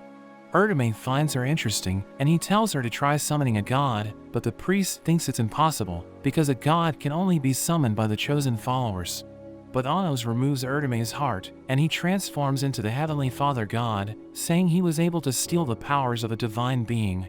He summons 4 other gods, and he tells Naya to form a pact with them, but she thinks she can't do it, so he tells her he believes in her. She asks the gods to form a pact with her, and she manages to summon all of them, so the priest freaks out, because he thought it was impossible to summon more than one god. Erdeme notes that even though she lacks magic power, she has the talent to summon multiple gods, and he tells her to form a pact with him, promising to grant all of her wishes. But Anos thinks he's doing it to defy their Zek pact, and he asks her what she thinks of him, so she reveals that she trusts him, because he's been a good teacher. So Anos allows them to form a pact, and Erdeme is happy hearing this, asking her about her wish. She tells him to be her teacher forever, so he promises to tell her everything he knows, and he returns to his original form. The priest starts praying to him, but Erdeme tells him to pray to Anos instead, because he's greater than the Heavenly Father God. The priest asks him if he's Equus, but he explains that he isn't, saying he wants to meet the Pope. So the priest agrees to help him, but he mentions that Ahid is causing chaos for everyone, revealing that he was imprisoned, but he was able to escape, and they think he will appear in tomorrow's festival. After that, Anos creates a lodging for everyone, and he leads Arcana to a room, which takes them to the house he saw in his dreams. She mentions that it looks familiar, and he tells her his sister's name is also Arcana, so he thinks they were siblings during his previous life. She joins him on the bed, saying she wants to regain her lost memories, but Sasha interrupts them, saying she won't let her do anything to him. But Arcana explains that she needs to do it to regain her memories, and he mentions that he isn't against it. Misha admits that they're worried about him, so he tells them to keep an eye on her, telling them to stay by his side. So they join him on the bed, and Arcana uses her spell, which causes everyone to start dreaming. We see Arcana in the house when the Holy Knights appear, calling her the sacrificial child, and they're about to take her away, but Anos interrupts them and instantly takes them out. She claims that she wasn't afraid because she knew he was going to save her, and they eat dinner together as she tells him to read a story for her. So he tells her about the story of Dora, who lived in a remote village, and she told everyone that she healed people with her magic. But the villagers knew she was lying, so they avoided her, but she continued to lie until she believed she was telling the truth, but she ended up dying alone. He wonders why Arcana likes the story, so she explains that she likes Dora because she appears to enjoy lying, but she doesn't want to end up like her. She tells him to read her favorite part, but she drops her bread, and he doesn't notice it, so she tells him she finished it in one bite. But he gives her another piece, knowing she lied because she didn't want him to go hunting for food again. But he mentions that her lie is harmless, so he thinks she'll never end up like Dora. Anos wakes up, and Arcana reveals that she had the same dream. Sasha mentions that she also had a dream about Anos as a child, but Misha reveals that she didn't see anything, and Arcana explains that she made them have a dream about their previous lives.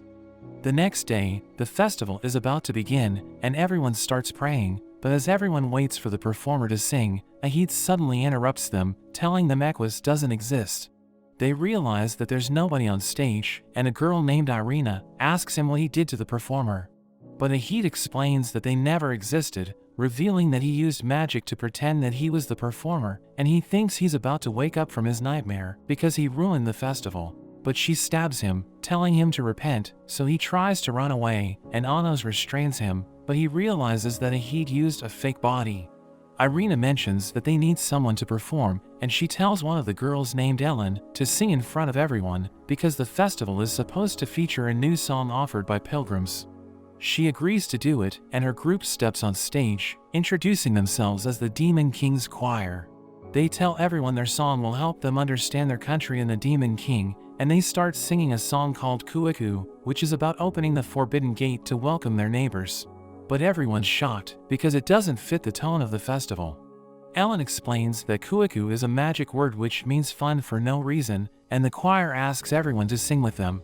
But they aren't sure if they should treat it as a sacred song, so they wait for the 8 song sages to give their opinion, and they decide that they like the message of the song. So everyone starts singing along, and they enjoy the performance. We see Anos with Arcana as he tracks Ahid's magical power, and he finds a ring, realizing Ahid used it as a decoy. A man named Dietrich appears, and Arcana recognizes him as the ruler of Agatha, which is one of the 3 underground kingdoms. She tells Anos to be careful because he's one of the selected 8, but he reveals that he's also looking for Ahid because he stole the royal dragon from Agatha, so he wants to make him pay. But he reveals that the Pope doesn't want to talk to him, so he decided to look for Anos. The goddess of the future named Nafta appears, and he reveals that she's the selection god who chose him. She reveals that he can see everything in the future, so Anos realizes that Dietrich decided to look for him since he can see the Pope. And Dietrich makes a prophecy, saying he knows where they can find Ahid. We see Ahid as he's about to leave the festival, but Dietrich suddenly stops him and knocks him out.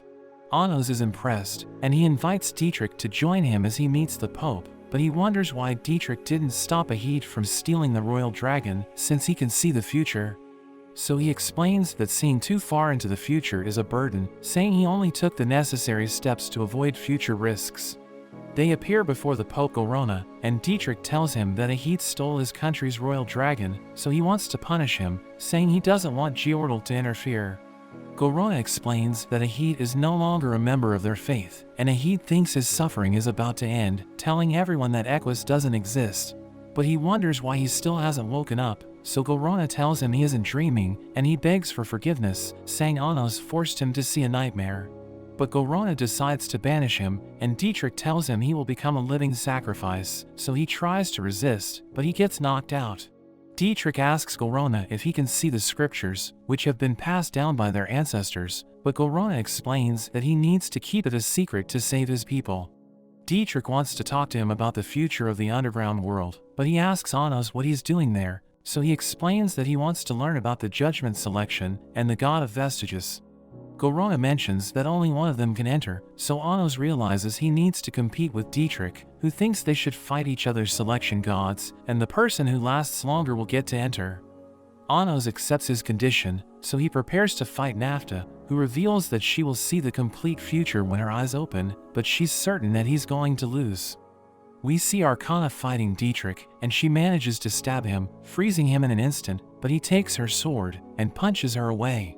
She realizes that he's ridiculously strong, and he reveals that he was born with extraordinary powers, because a dragon gave birth to him. We return to Nafta, as she summons a divine spear, and she uses it to stab Anos, but his blood causes it to disappear. He tells her she didn't look far enough into the future, telling her to fight seriously, so she takes him to the restricted world, and prepares to give him the worst ending possible. He gets stabbed by a giant pillar of ice, but he immediately recovers, and he prepares to use a spell, but she tells him the restricted world will always give him the worst possible outcome. But he summons a giant cannon, and it fires a massive blast of energy, which completely destroys the restricted world.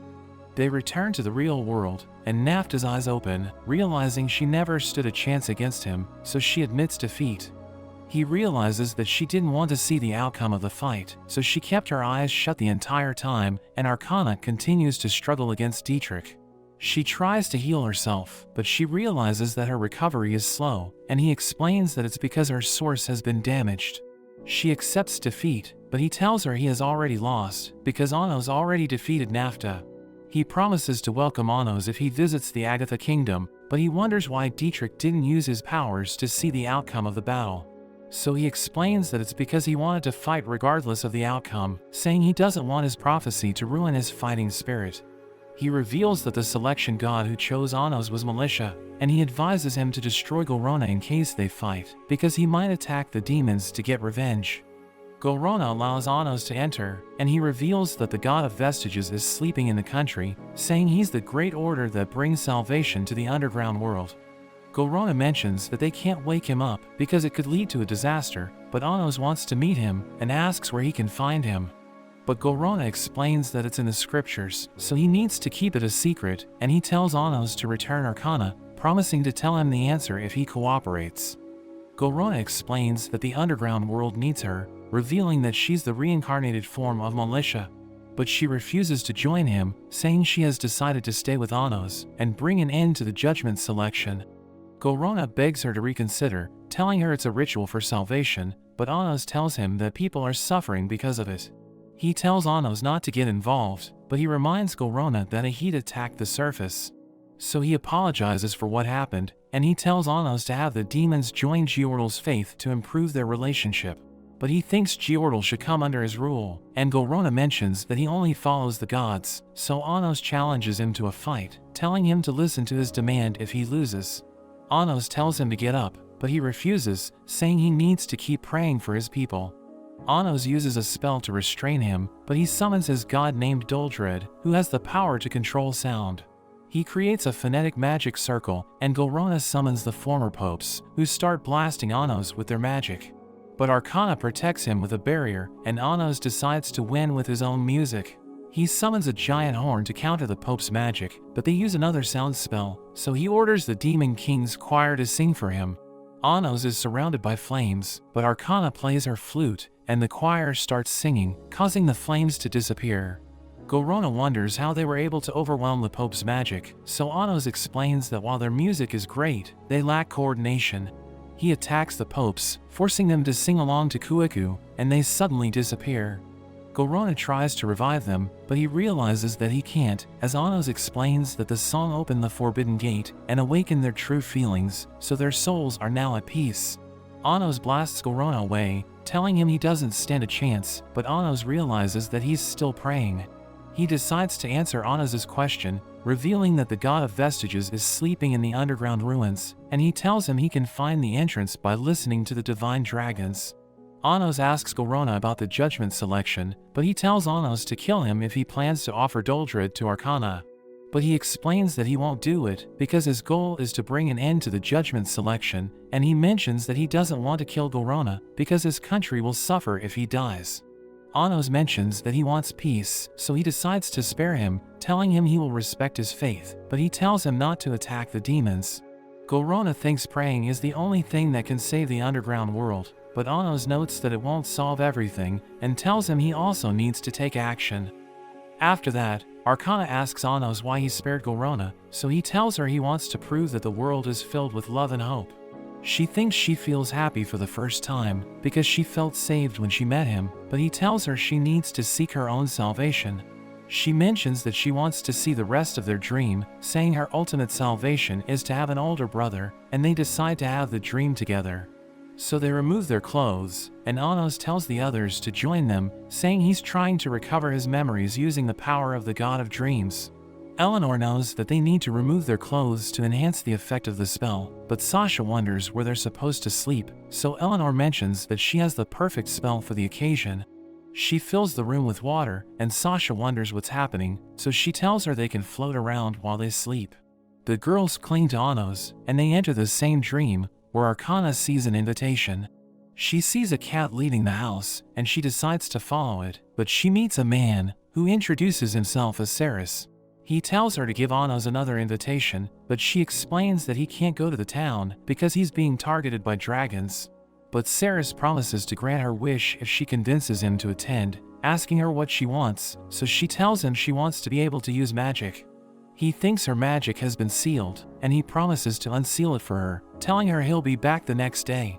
But before he leaves, he tells her that the invitation contains a secret which is important to Anos, so he tells her not to read it. After that, Anos and the others search for the underground ruins, and they hear the divine dragons singing, so they think they're in the right spot, but the ruins are nowhere to be found. Arcana mentions that the Order of the God of Vestiges doesn't exist today, so Anos thinks the underground ruins exists in the past. Arcana creates a hole in the ground, and Anos uses a spell to rewind time, revealing the ruins they're searching for. They prepare to enter, but they see phantom knights from the kingdom of Gadatiora, who are about to attack them, so Ray and Misa decide to deal with them, telling the others to go ahead. They jump into a hole, but a knight suddenly attacks Anos, who grabs onto his source, but he self-destructs, and Anos recognizes the spell, realizing that they're fighting against demons. He checks their surroundings, and he realizes that there are more enemies in the ruins, thinking they're demons from the mythical era. Arcana reveals that the citizens of Gadatiora worship gods who are against other divine beings, saying the goddess of absurdity is one of them, and she reveals that they don't interact with the other countries. They reach the deepest part of the ruins, where they meet Aegis and Gist, who reveal that they're planning to kill the god of Vestiges before he wakes up. Aegis tells Anos to leave, telling him not to underestimate the gods, because they could cause chaos for everyone. But he refuses, so Aegis tries to stab him, but Sasha gets behind Aegis, threatening him with her eyes, and Misha freezes Gist. Anos and Arcana dive into the water, realizing the god of Vestiges doesn't take on a form while he's asleep, and they think they can talk to him if they use the power of the god of dreams. So they sleep together, and they enter the god of Vestiges' dream. He appears before them, telling them that he's the order that holds all the records and memories of the world, and Arcana tells him she wants to regain her lost memories. He warns her that memories can be painful, but she insists, so he decides to grant her wish. But someone interrupts him, so Anos decides to deal with the threat, and he sees a man, so he takes him away, asking him who he is. We see that it's Ceres, and he reveals that he's Anos' father, as well as the leader of the Phantom Knights. He thinks Anos can't remember him, because Militia altered his memories, and he reveals that he wants to destroy the god of Vestiges before he can escape. Ceres uses a spell, which causes the water to disappear, and Arcana joins them, revealing that the god of Vestiges escaped. Ceres explains that they don't need to fight, and he teleports away, as Anos asks Arcana if she was able to regain her memories, but she tells him she still can't remember anything. After that, Anos and his friends talk about what happened, and he explains that he can't remember Ceres. But Sasha mentions that he appeared in their dream, so Anos realizes he has met him before. That evening, Arcana reveals that she had time, but she wasn't able to find the pages of her memories because she was afraid that her present self would vanish. She thinks she has committed a sin, saying gods aren't supposed to be scared, or the people will doubt them. But Anos tells her she didn't do it on purpose, telling her she's a kind god because she wants to help the weak. They sleep together, and they have a dream about Arcana, where she tells Ceres she wants to learn how to use magic. So he leads her to the divine pyre, telling her it will help her acquire immense power, and he gives her a necklace, saying it's a charm they need for their spell. He teaches her how to use magic, but her spell fails, so he decides to help her, but her charm activates, and a massive dragon suddenly appears. But he tells her not to worry, because she's a dragon core, so she will be reincarnated as a dragonborn after she's eaten, telling her it's the reason why the dragons have been targeting her. He reveals that Anos decided to take her with him, because he felt sorry for her, but Ceres tells her she will finally get what she wants after the dragon eats her, telling her she just needs to endure being eaten. She calls for help, but the dragon eats her, and Anos suddenly arrives. He charges at Ceres, blasting him with his magic, and Ceres realizes that he's being pushed back, and he's about to be burned by the divine pyre. So he charges forward, but the dragon hits him, and Anos blasts him with another fireball, which pushes him into the divine pyre. Anos charges at the dragon, and he punches through its body to save Arcana, killing it in an instant. She regains consciousness, asking him how he found out she was going to meet Ceres, so he explains that he saw the letter she left him, which mentioned that she was searching for a birthday present for him. But he knows she's a liar, so he decided to look for her, and she explains that she wanted to get stronger so that she could make him happy. He tells her he just wanted to have his sister by his side, but she knows that they aren't really siblings, so she starts crying. He mentions that he isn't strong enough to save her, so he will use a reincarnation spell, but he explains that her source has been altered by the dragon, so he isn't sure what will happen after she reincarnates. He tells her to remember that she's his sister, telling her he really cares for her, and he mentions that he will never forget her. Her body disappears, and he promises to get stronger so that he'll be able to protect her after she reincarnates. When Anos wakes up, he feels bad because he forgot everything about Arcana. She isn't sure if she was reincarnated as Militia, because demons don't usually reincarnate as gods, but they hear Ceres, who tells them he knows everything, and he proposes that they work together. So Anos decides to talk to him, asking him about his goal, and he explains that he wants to destroy the god of Vestiges, because he's the god of the underground world, which will invade their kingdom in the future. He explains that he wants to do it to protect his homeland, but he reveals that he wants to destroy Geordle, so that the god of Vestiges will show up to protect it. He thinks killing everyone is the best way to protect their kingdom, but Anos thinks they don't need to destroy Geordle. So Ceres calls him a fool, realizing he's with the goddess of absurdity, who's infamous for betraying everyone. Ceres reveals that she competed in the first judgment selection, but she betrayed Geordle by giving half of the pledged jewels to Agatha, which led to a war between the two kingdoms. But after the conflict, she betrayed the Agatha kingdom and the other gods, so she became known as the goddess of absurdity. The children of dragons who didn't believe in God worshipped her, and they became known as the kingdom of Gadatiora, but she still betrayed them. So Ceres tells Anos she can't be trusted, because she will also betray him. He asks Ceres about his younger sister, asking him if he enjoyed the divine pyre, so he realizes that Anos remembers what happened. But he explains that the divine pyre can only be found in the underground world, so he thinks Anos' dream isn't real, and he mentions that he has never met his younger sister. He thinks Militia altered his memories, telling him she can't be trusted, but Anos thinks he's lying. A pillar of fire suddenly appears, but a barrier stops it, and everyone realizes it was headed for the surface. So Ceres tells Anos they should work together to protect their kingdom, but he refuses, so Ceres decides to leave, telling him he has no choice but to destroy Geordle. Everyone hears the divine dragon singing, and more flames appear, as Anos realizes that the barrier is about to be destroyed. So he extinguishes the flames, telling Arcana to defend the surface, while the others destroy the artillery unit. But she wonders why he trusts her, so he reminds her about her wish to save everyone, telling her she's perfect for the task. Anos sees Naya chasing her dragon Cannibal, and he tells her to stay inside the castle. But Cannibal eats something, and Anos notes that the divine dragon has stopped singing, so he realizes that Cannibal ate it. She wonders why she can't see it, so he reminds her that Arcana told them it's invisible, and he tells her to return to the castle. He heads to the ruins, and he sees Golrona with the god of Vestiges, realizing they have already made a pact. He notes that the divine dragons are working for the god of Vestiges, and they're creating phonetic magic circles, so that he can unleash a powerful spell. Gorona explains that he wants to blast the surface because it will improve the lives of the people in the underground world, but Anos tells him it will cause chaos for everyone else, telling him to reconsider. But he explains that his ancestors have been preparing for this moment for over 1,000 years, saying it's their only chance to see the sky. So Anos decides to fight him, and he charges in, destroying the god's body, but he instantly revives himself, explaining that they're in the land of vestiges, where all traces of the past are marked. He uses a past version of Avansmina to attack Anos, who realizes that it's nothing compared to the real thing. He disarms the god, saying the sword matures each time it's wielded, so it isn't strong enough to kill him.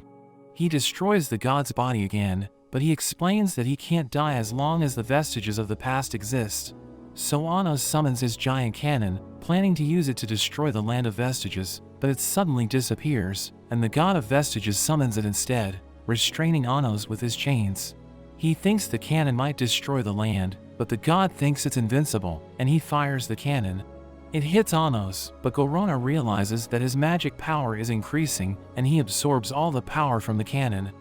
He notices there are footprints on the ground that can't be erased, so he stomps the ground, saying he can destroy the land of vestiges with just his footsteps. The god of vestiges tells him it's impossible, but he explains that he has invented a new spell, and he stomps the ground with ridiculous force. The land starts collapsing, and the vestiges disappear as Gorona panics, realizing Anos is destroying everything. He begs the gods to protect him, but Anos continues his onslaught, and the land is completely destroyed, as Anos mentions that it couldn't withstand his power.